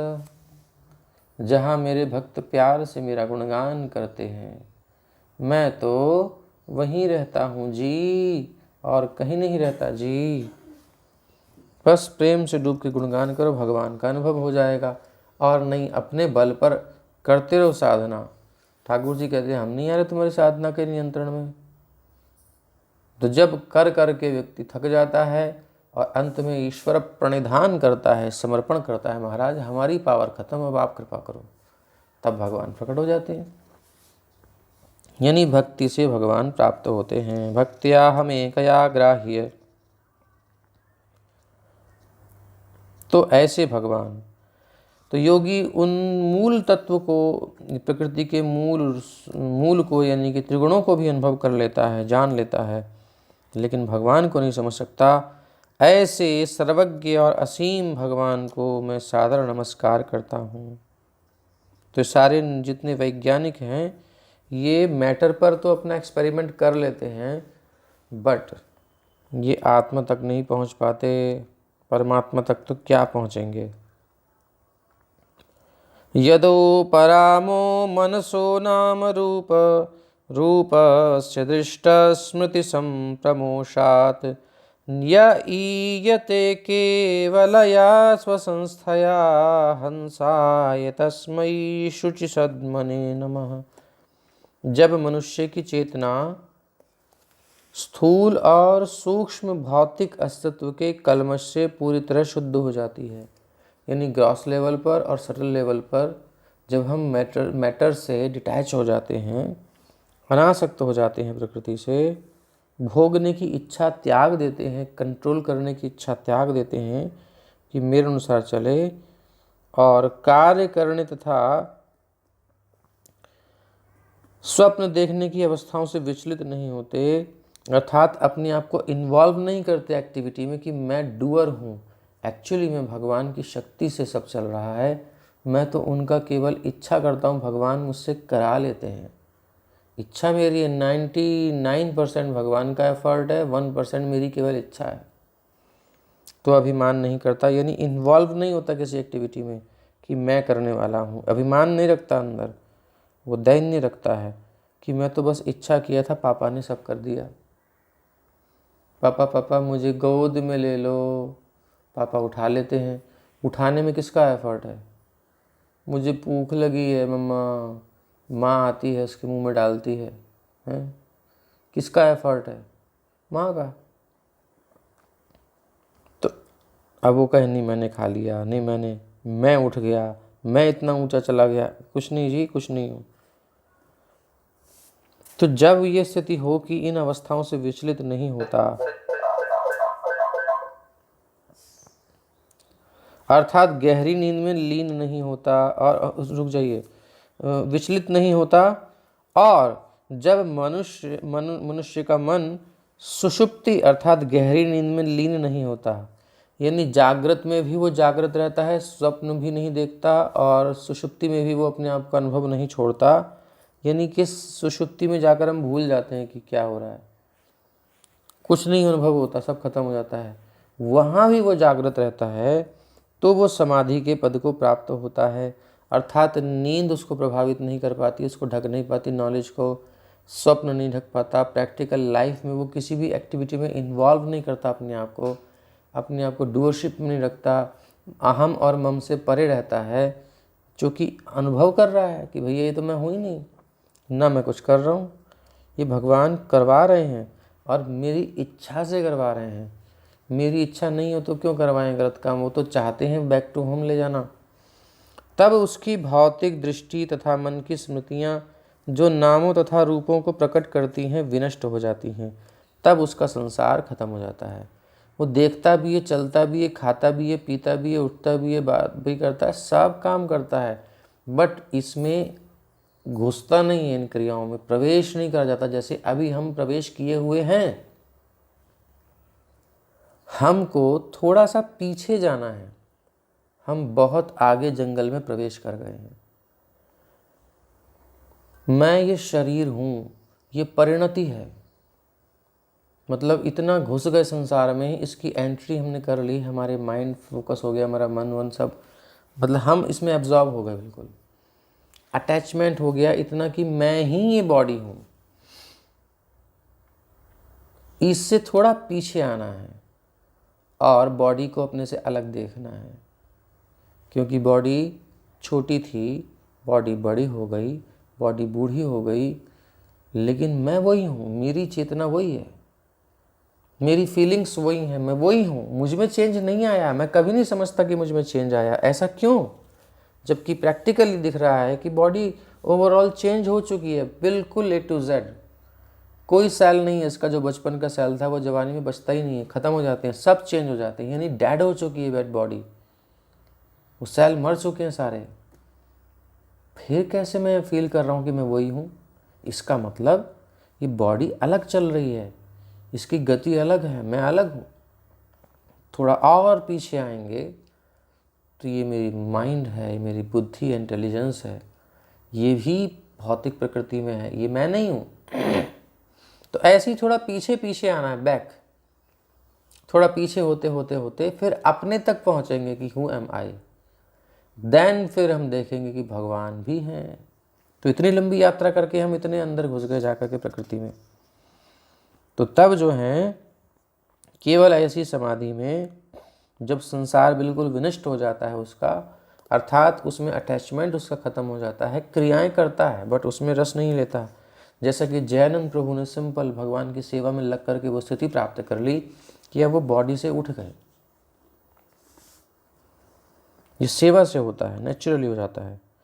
योगी समाधि कर करके बहुत काल लगाता है, भक्त जल्दी प्राप्त कर लेता है क्योंकि भगवान की उसमें हेल्प रहती है। तो केवल ऐसी समाधि में ही पूर्ण पुरुषोत्तम भगवान प्रकट होते हैं। इसलिए हम उन पूर्ण पुरुषोत्तम भगवान को सादर नमस्कार करते हैं। तस्मै शुचि सद्मने नमः, जो शुचि अर्थात उस अकलुषित शुद्ध दिव्य अवस्था में देखे जाते हैं। कलुष मतलब अटैचमेंट, ममता, मल, जब ये जल जाता है तब भगवान के दर्शन होते हैं। कुछ मेरा नहीं है, सब भगवान का है, उन्हीं की सेवा में लगाना है। कुछ में सब कुछ आ गया, कुछ भी नहीं है, मतलब ये मेरी उंगली भी मेरी नहीं है, हाथ भी मेरा नहीं है, ये शरीर भी मेरा नहीं है, जो सामान मेरे पास आसपास है वो भी मेरा नहीं है, जो ये शक्ति जिस समय इसको फील कर रहा हूँ, अनुभव कर रहा हूँ, सुन पा रहा हूँ, देख पा रहा हूँ, खा रहा हूँ, पी रहा हूँ, टेस्ट कर पा रहा हूँ, टच कर पा रहा हूँ, वो शक्ति भी भगवान की है। जिस चीज़ को मैं यूज़ कर रहा हूँ वो भी भगवान की है, और जो मैं खुद यूज़ करने वाला हूँ वो भी भगवान की ही प्रॉपर्टी हूँ। इस कॉन्शियसनेस में जब आते हैं तब भगवान की कुछ अनुभूति हो पाती है, नहीं तो गड़बड़ रहती है। बहुत सुंदर इसका तात्पर्य प्रभुपाद जी दिए हैं, इसको पढ़ना चाहिए। जो हमने संक्षेप में बता दिया, समय आपका 9:30 तो बज ही गए, तो इस श्लोक को लेकर फिर विश्राम दें। और स्तुति लंबी है, इसको कल कंटिन्यू करेंगे। और आगे कितने श्लोक हैं तो ठीक है, तो लंबा है तो पढ़ लेते तात्पर्य। तो भगवान का साक्षात्कार, गॉड रियलाइजेशन, भगवान का अनुभव, उसकी दो अवस्थाएं हैं। एक सुज्ञेयम अर्थात जो इजीली समझ में आने वाला और सरलता से, सुज्ञेय, ज्ञेय मतलब जानना, और सु मतलब सरलता से, सुष्ठु रूपेण, सामान्य तथा मानसिक चिंतन से। और दूसरी है दुर्ज्ञेयम, जो कठिनाई से ही समझी जाती है। तो परमात्मा के साक्षात्कार और ब्रह्म के साक्षात्कार को सुज्ञेयम माना जाता है। लेकिन पूर्ण पुरुषोत्तम भगवान का साक्षात्कार थोड़ा दुर्ज्ञेयम है, बहुत कठिन है उनको जानना। जैसा कि यहाँ पर वर्णन किया गया है, अब सूरज की रोशनी को देखना, उसके प्रकाश को देखना आसान है, उससे कठिन है सूर्य लोक को देखना, नहीं सूरज पे आंख गड़ाना। लेकिन जब सूर्य उदय होता है, अस्त होता है, तब भी हम आंख गड़ा लेते हैं, देख लेते हैं। लेकिन महाराज सूर्य देव तक पहुंचना तो बहुत कठिन है। जो सोर्स है सूर्य नारायण तक पहुंचना कठिन है। तो वो तो सत्राजित को उनकी उपासना करने से भगवान ने दर्शन दिया, और पांडवों को बटलोई दी सूर्यदेव ने। तो ये कहेंगे दर्शन सुनते जाते हैं, लेकिन वो रेयर होते हैं, किसी किसी को दर्शन होते हैं। तो ऐसे ही परमात्मा रूप में अनुभव करना, ब्रह्म रूप में अनुभव करना ईजी है, दुर्ज्ञेय नहीं है, सुज्ञेय है। लेकिन भगवान का अनुभव करना दुर्ज्ञेय है, कठिन है। जब मनुष्य के कार्यों को जो सोचना है उसका थिंकिंग, फीलिंग एंड विलिंग, जब मनुष्य ये मन के काम है थिंकिंग, फीलिंग, विलिंग, सोचना, अनुभव करना, इच्छा करना, जब वो इन कार्यों को त्याग देता है, अर्थात ये मुझ में नहीं है, ये प्रकृति में है, ये भगवान के निर्देशन में है, तो अथवा दूसरे शब्दों में जब मानसिक चिंतन रुक जाता है, मेंटल स्पेकुलेशन बंद कर देता है, अर्थात मन को रोक देता है। मन चंचल कब होता है? जब मन में कामना आती है। दीपक की लौ कब नाचती है, लहराती है? जब हवा आती है। मन में चंचलता तब आती है जब कामना आती है, भोग की इच्छा होती है, डिजायर होती है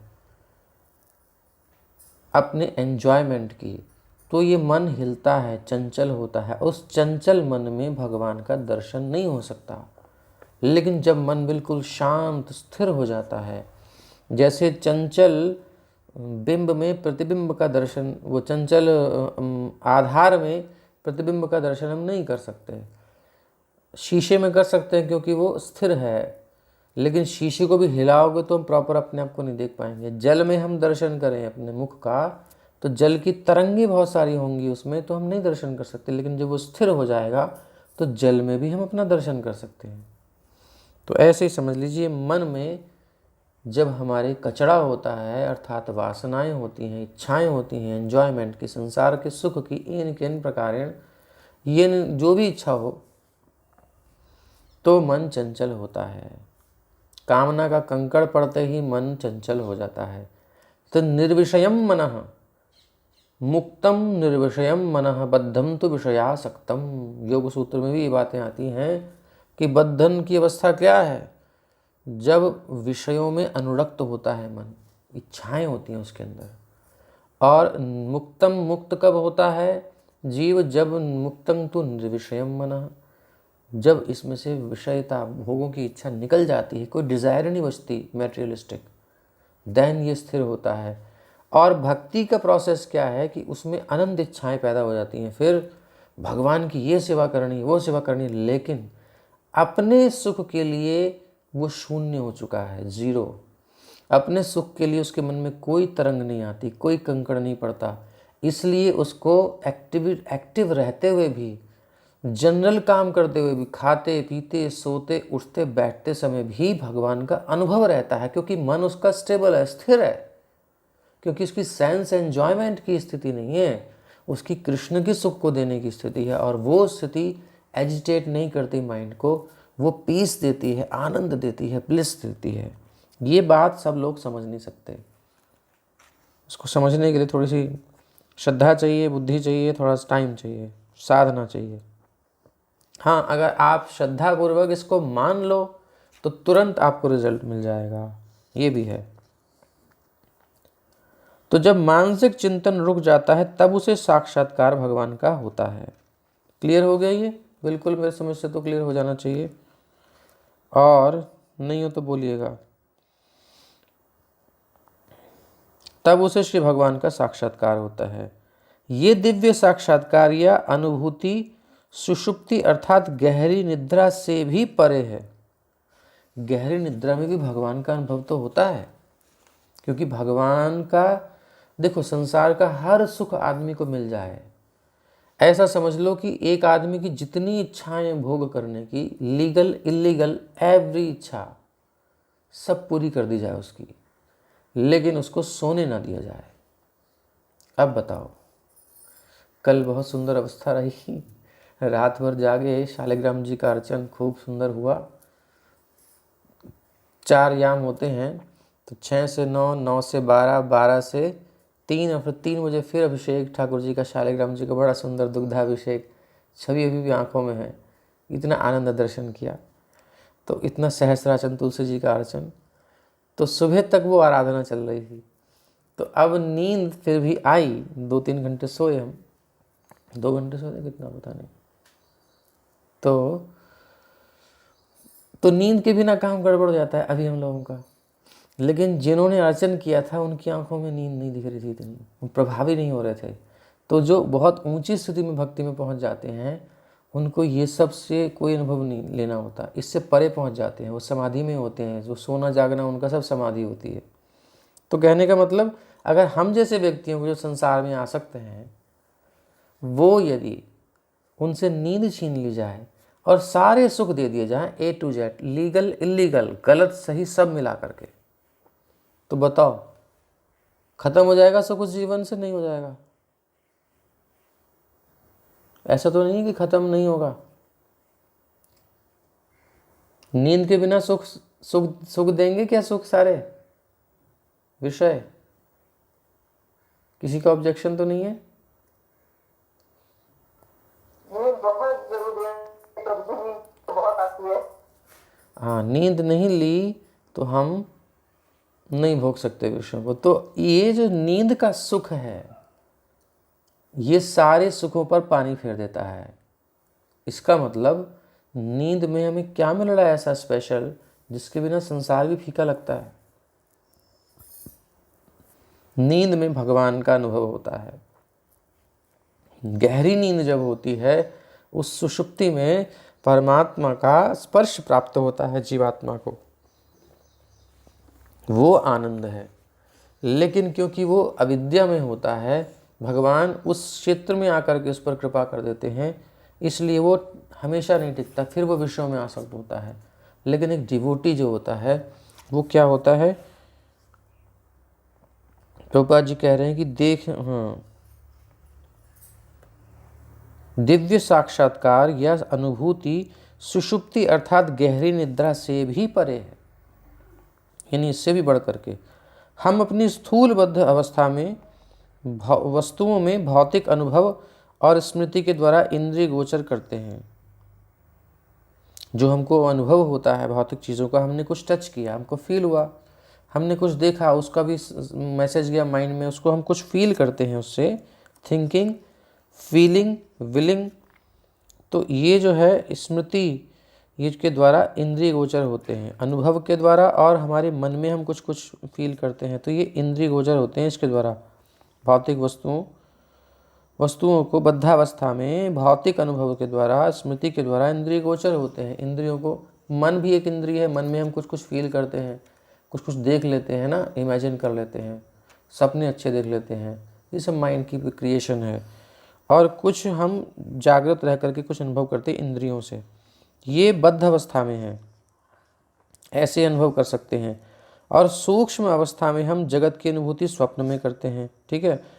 तो स्थूल और सूक्ष्म हो गया। अब देखने की विधि में स्मृति भी निहित रहती है। जब हम देखते हैं कुछ, तो साथ ही साथ माइंड कैलकुलेट करता है, यार पहले देखा था कुछ और था, अभी तो कुछ और है, यार ये तो और ही सुंदर हो गया, अरे यार पहले जैसा नहीं रहा, बेकार हो गया। यानी साथ में माइंड भी चल रहा है।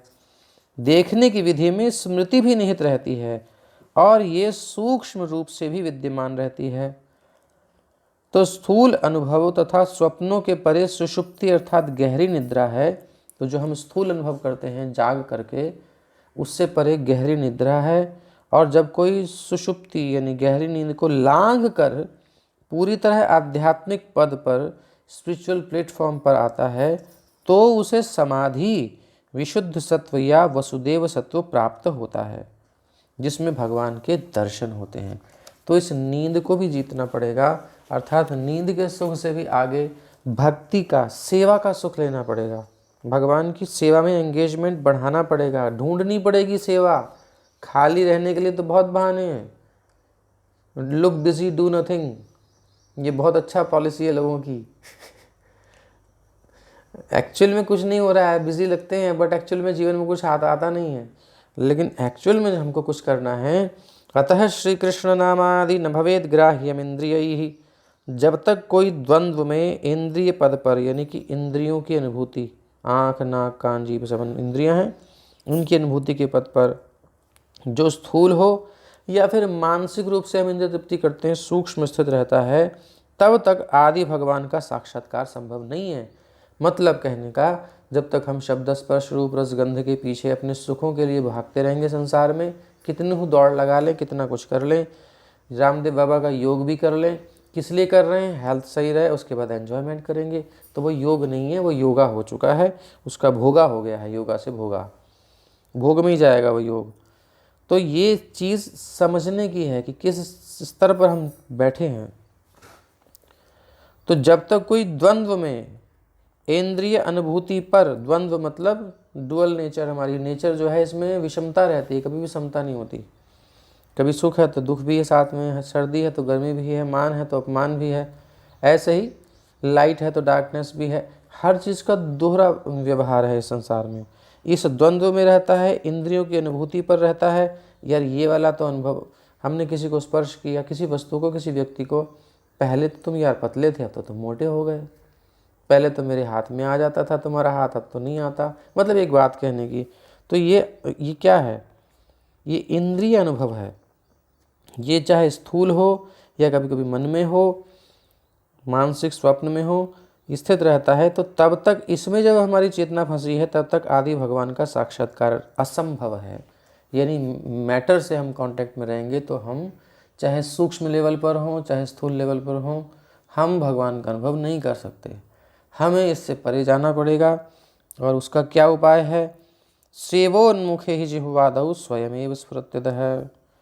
जब हम अपनी इंद्रियों को भगवान की सेवा में लगाते हैं, क्योंकि भगवान अत्यंत सूक्ष्म है, सूक्ष्माति सूक्ष्म है, उनसे सूक्ष्म कुछ नहीं है, आत्मा से भी सूक्ष्म परमात्मा हैं। तो जब हम उनकी सेवा में लगाते हैं अपने आप को, डिज़ायर करते हैं सेवा करने की और ढूंढते हैं सेवा, तो भगवान कृपा करके दिखा देते हैं ये सेवा है। अंदर से लाइट आ जाएगी कि हाँ ये सेवा कर दो, तुरंत भगवान सेवा अवसर देते हैं, अगर हम सच में प्रार्थना करें, इच्छा करें तो सेवोन्मुखे ही जिह्वादौ। तो सबसे पहली सेवा की शुरुआत होती है जीव से भगवान के नाम का कीर्तन करना, उनका गुणगान करना। हरे कृष्ण कृष्ण कृष्ण हरे हरे, हरे राम राम राम हरे हरे। ये जैसे ही सेवोन्मुखे ही जिह्वा आदौ, आदौ मतलब बिगिनिंग में जीव से सेवा शुरू होती है, फिर उसके बाद ये एक्सपेंड करती है, फिर ये सेवा उतरती है कान में भी, आँख में भी, हाथ में भी, पैर में भी, हर जगह सेवा उतर जाती है। भावना आ जाती है, कृष्ण भावना, कि जीव से ही क्यों करें, फिर आँख से भी तो भगवान का दर्शन करें, क्यों ना कान से कथा सुने, क्यों ना भगवान की कुछ सेवा करें, हाथ भी तो नहीं है भगवान ने, क्यों ना पैरों से सेवा करें, कुछ चल के जाएं, कुछ करें। भगवान ने बुद्धि दी है, क्यों ना कुछ और सोचें कि कैसे इस मूवमेंट को आगे बढ़ाया जाए, कैसे लोगों का जीवन बचेगा, दुखों से मुक्त होंगे। वो लोग, रुचि नहीं है लोगों की, कैसे वो, मतलब ये दिमाग लगाना चाहिए। जैसे जयानंद प्रभु, कैसे इम्प्रूवमेंट होगा रथ यात्रा का, कैसे लोग अट्रैक्ट होंगे, कैसे लोग जुड़ेंगे भगवान से। तो ये सब चीज़ें खुद ही सोचनी चाहिए, भगवान की सेवा करने की इच्छा। तो जब ऐसे कोई इंद्रियों को भगवान की सेवा में लगाता है, तो विशेषतः जब वो अपनी जीव को हरे कृष्ण मंत्र का कीर्तन करने में लगाता है, तथा वो सेवा भाव से केवल कृष्ण प्रसाद का आस्वादन करता है, यानी प्रसाद खाना ही है बस, एंजॉय के लिए नहीं, सेवा है ये, कि भगवान चाहते हैं कि हम उनसे जुड़े रहें, और अगर हम भगवान को ऑफर करके नहीं खाएंगे तो डिस्कनेक्ट हो जाएंगे। इसलिए उनकी सेवा से जुड़े रहें, तो उनका उच्छिष्ट ही हम खाएं, उनका प्रसाद ही हम खाएं, तो कनेक्ट रहेंगे भगवान से, फिर माया से बच जाएंगे। अब जिसका जूठा खाओगे उसी के तो गुण आएंगे, उसी का बैक्टीरिया हमारे अंदर आएगा, उसी के जो भी जर्म से हमारे अंदर आएंगे उसका प्रभाव आएगा। तो कन्हैया का चाहिए तो उनका जूठा खाना चाहिए, उनकी दृष्टि पड़ी हो जिस पर वो लेना चाहिए, प्रसाद लेना चाहिए, और तब उनकी कृपा हमको उसमें प्राप्त हो जाती। प्रसाद मतलब कृपा, और कहीं किसी और का खाएंगे बिना भोग लगा हुआ, और ऐसे ही कहीं बाजार से लेके, तो वहाँ फिर माया का प्रभाव रहता है, फिर हमारी चेतना भजन में नहीं लगेगी। तो केवल कृष्ण प्रसाद का आस्वादन, केवल हरिनाम का जप, तो पूर्ण पुरुषोत्तम भगवान स्वयं प्रकट हो जाते हैं। उन्हें बुलाने की जरूरत नहीं, सेवा में लग जाओ, भगवान खुद ही आ जाएंगे। कौन था विदेश का वो राष्ट्रपति था, कौन, आई थिंक यूएस का था कि कहीं का था बहुत पहले, तो कोई एक युवक उसने देखा मीडिया में कि बहुत मेहनत कर रहा है उनकी पार्टी के लिए या उसके लिए, उनके लिए जो भी है, तो उसने देख करके उस चीज़ को खुद ही उसको कॉल करके उससे मीटिंग की। ऐसे वो कभी नहीं मिल सकता था, बट उसने इतनी उत्साह से सेवा करी कि वो खुद ही बुला लिया। तो ऐसे ही है कि हम अगर भगवान की सेवा में अपने आप को खपा देंगे ना, जैसे कि जैनंद प्रभु ने खपा दिया अपने आप को, बॉडी की भी केयर नहीं करी, इतना तो नहीं हो पाएगा हम लोगों से अभी, बट जितना शक्ति है, जितनी बुद्धि है, जितनी सामर्थ्य है, उसको तो हम लगा दें पहले, फिर और इंक्रीज करना बात की बात है। तो इतना करने से फिर भगवान की कृपा प्राप्त हो जाती है, हम उनको अनुभव कर सकते हैं, वो अपना रियलाइजेशंस देते हैं। तो जो हम श्रवण कर रहे हैं, इसको जब प्रैक्टिकल करते हैं, सेवा करते हैं, तो ये रियलाइजेशन में कन्वर्ट होता है। ये नॉलेज को रियलाइजेशन में कन्वर्ट करने के लिए प्रोसेस है सेवा। जब हम भगवान की प्रसन्नता के लिए कोई एक्टिविटी करते हैं, तब उसको सेवा कहते हैं, और वो भौतिक कर्म नहीं होता, कल आपने सुना ही होगा। और ज्ञान को सेवा में, नॉलेज को रियलाइजेशन में कन्वर्ट करने के लिए बीच की कड़ी है सेवा। तो रियलाइजेशंस चाहिए लाइफ में, तभी हम आगे बढ़ पाते हैं, अदरवाइज नहीं बढ़ सकते। हम एक डाउट आता रहेगा, बट थोड़ा सा रियलाइजेशंस आ जाएगा ना, फिर कॉन्फिडेंस हो जाता है कि हाँ कुछ तो है। तो ये तब होगा जब सेवा करेंगे। ये सबके लिए खुला दरबार है, किसी को मनाही नहीं है। लेकिन हम लोगों की स्थिति क्या है, कहने के बाद भी सेवा पकड़ते नहीं हैं। सेवा पकड़ाओ, सेवा छोड़ देते हैं। एक बार पकड़ाओ, फिर इसका मतलब इच्छा ही नहीं है, छोड़ो फिर अंदर। तो विशेषतया तो भगवान पुरुषोत्तम प्रकट हो जाते हैं। इसका संकेत इस श्लोक में शुचि सद्मने शब्दों से होता है। शुचि का क्या मतलब है, शुद्ध। तो अपनी इंद्रियों से जो हमने भोग कर करके गंदी कर दी हैं, अशुद्ध कर दी हैं, वो जब भगवान की सेवा में लगाते हैं तो क्या होता है, भगवान शुद्ध हैं, और कान सुनने से शुद्ध होते हैं, मन लगाने से शुद्ध होता है, जीभ जपने से शुद्ध होती है, प्रसाद खाने, एक एक इंद्रिय जब सर्विस में लगती है तो प्यूरिफिकेशन प्रोसेस चालू हो जाता है। तो पहले प्यूरिफिकेशन प्रोसेस शुरू होकर के जब इंद्रियां शुद्ध होती हैं, देन रियलाइजेशंस आने लगता है। तो इंद्रियों से सेवा करने से भाव से मनुष्य का संपूर्ण जीवन शुचि सद्म अर्थात अकलुषित शुद्धि का पद बन जाता है। इसलिए प्रजापति दक्ष श्री भगवान को सादर नमस्कार करता है, जो शुचि सद्म के पद पर प्रकट होते हैं। यानी इंद्रियां जब शुद्ध हो जाती है तब उनका अनुभव होता है। इस संदर्भ में श्रील विश्वनाथ चक्रवर्ती ठाकुर, तो यहाँ पर हमें क्या समझ में आया पॉइंट, इस श्लोक में जो है एसेंस मिल गया आपको साधना का, भगवान की अनुभूति का, कि अभी इंद्रियां दूषित हैं। क्यों? ड्यू टू भोग वासना, एन्जॉयमेंट। संसार में हम सुख लेने की इच्छा से कोई क्रिया कर रहे हैं अपने सुख के लिए, या अपने मैटर में, संसार में कोई संबंधी किसी के लिए भी सुख के लिए, भगवान बीच में नहीं है, डिवोटीज नहीं है, यानी कि स्पिरिचुअल एनवायरनमेंट नहीं है मेटेरियलिस्टिक प्लेटफॉर्म पर, तो वो हमारी इंद्रियों को दूषित करता है, और वो लेयर पर लेयर चढ़ती जाती है, हर day by day, second by second, और जन्म बाय जन्म, लाइफ आफ्टर लाइफ, ये लेयर्स चढ़ी जा रही हैं। तो जब हम भगवान की सेवा में लगते हैं तो भोगों को तो बंद कर देना चाहिए, और नहीं करेंगे तो फिर ये दो चीज़ें हैं, एक तो साथ में प्रोसेस चलता है शुद्धिकरण का, और उधर से गंदगी भी आती जाती है। तो क्या होता है कि सारा नाम जब, सारी कथा श्रवण मोस्टली इस गंदगी को साफ करने में ही लग जाती है। इसलिए अपराध होता है। क्यों? क्योंकि हम इधर तो भगवान की सेवा करके अपनी इंद्रियों को शुद्ध कर रहे हैं, फिर उधर से गंदी भी कर रहे हैं। तो सारी हरिनाम की शक्ति, हरि कथा की शक्ति इसी प्रोसेस में लगी रहती है कि भाई इसको शुद्ध करो, शुद्ध करो, शुद्ध करो। वो अपना काम कर रहा है, कथा सुन रहे हैं, मन शुद्ध हो रहा है, जब कर रहे हैं शुद्ध हो रहा है इंद्रियां, लेकिन हम अपनी आदतों के कारण भगवान के पास नहीं पहुंच पा रहे, क्योंकि हम शुद्धिकरण की प्रक्रिया में बाधा दे रहे हैं। तो इसलिए भोगों को बंद कर दे कोई, बिल्कुल एन्जॉयमेंट की टेंडेंसी ख़त्म कर दे और तपस्या में लगे, यानी कि श्री कृष्ण की प्रसन्नता के लिए कुछ कार्य करने में हमें इजी फील नहीं हो रहा है, लेकिन उसको स्वीकार करे, देन वो प्रोसेस भक्ति का है, वो प्यूरिफिकेशन प्रोसेस है, वो तपस्या से शुद्धि होती है। तब फिर रियलाइजेशन जल्दी होता है। और क्यों नहीं होता हम लोगों को? क्योंकि हम अपराध करते हैं, नाम जपते हैं, संसार की भी इच्छा रखते हैं, ये भगवान से ही मांगते हैं, संसार को ही मांगते हैं।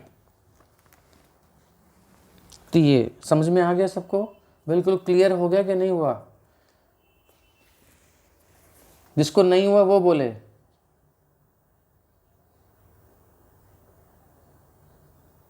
चलो सबको क्लियर हो गया इसका मतलब, ठीक है। क्लियर होने का मतलब क्या है पता है? क्लियर होने का मतलब है कि अब हम भगवान की सेवा खोज खोज के अब करें, कोई टाइम वेस्ट ना करें, तब समझ में आया, नहीं तो फिर अभी ऊपर ही चल रहा है। तो श्रील विश्वनाथ चक्रवर्ती ठाकुर श्रीमद् भागवतम 10:14-6 से ब्रह्मा की ये स्तुति उद्धृत करते हैं। तथापि भूमन महिमा गुणस्य ते विबोद्धुम अर्हत्यमलांतरात्मभिः मलांतरात्मभिः। हे प्रभु, जिसका हृदय पूरी तरह शुद्ध हो चुका है, वही व्यक्ति आपके दिव्य गुणों का और आपके कार्यों की महानता को समझ सकता है। ऐसे नहीं समझ सकते हम, समझेंगे जब शुद्ध होगा, शुद्ध होगा जब करेंगे भक्ति मय सेवा, devotional service, loving service of the Krishna, of Shri Krishna, then we can realise. छोटी छोटी संपत्ति, अगर आपको थोड़ी सी भी अनुभूति हो गई बिगिनिंग में, सारी एकदम से नहीं होगी, याद रखिए। रेयर केस होते हैं, वरना जनरली ऐसा नहीं होता। सारी अनुभूति एकदम नहीं आएगी, छोटे छोटे अनुभव होंगे। वो हमारी संपत्ति, उसको माइंड कलेक्ट करता रहता है, हमारा अंतःकरण में विश्वास बढ़ता है धीरे धीरे। तो जैसे जैसे सर्विस पे, उतना हमको और उत्साह बढ़ता है सर्विस में, फिर अनुभूति होती, फिर और उत्साह बढ़ता, ऐसे बढ़ता जाता है। फिर एक पॉइंट आता है कि जीव अपना सब कुछ भगवान को समर्पित कर देता है, इतना फेथ हो जाता है कि अरे वो मेरी रक्षा करेंगे, क्यों नहीं करेंगे। रक्षिष्यतीति विश्वासो गोप्तृत्वे वर्णन तथा आत्मनिक्षेप कार्यवर्ण्य षड्विधा शरणागति। फुल्ली सरेंडर हो जाता है। थोड़े 1-2 स्टेप और आगे बढ़ के, अरे जब इतना कर लिया तो फिर भगवान करेंगे, क्यों नहीं करेंगे। और मृत्यु भी देंगे तो मेरी मंगलमयी होगी, रोग भी देंगे तो बहुत अच्छा होगा, नो प्रॉब्लम। इतना समर्पण उसे हो जाता है कि हर परिस्थिति को भगवान की कृपा देखता है, तब उसको भगवान का अनुभव बड़ा जबरदस्त होता है। तो ये सब चीज़ें हैं। हरे कृष्ण। श्रीमद्भागवत महापुराण की जय, श्रील प्रभुपाद की जय, हंस गुह्य प्रार्थनाओं की जय। तो यहाँ हम 6ठे स्कंद के 4थे अध्याय का और 26वां श्लोक पूर्ण करते हैं। स्तुति आगे चलेगी और इसी प्रकार आते रहिए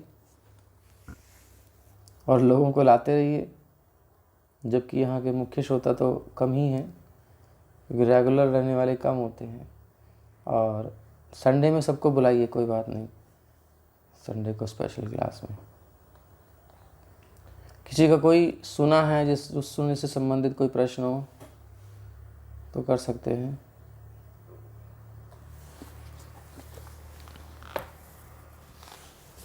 नो क्वेश्चन? तो सब समझ गए हैं। आज सेवा करने में बाधा कौन देता है? हमारी भोग इच्छा, हमारी संसार की भोगने की इच्छा, यही हमारा शत्रु है।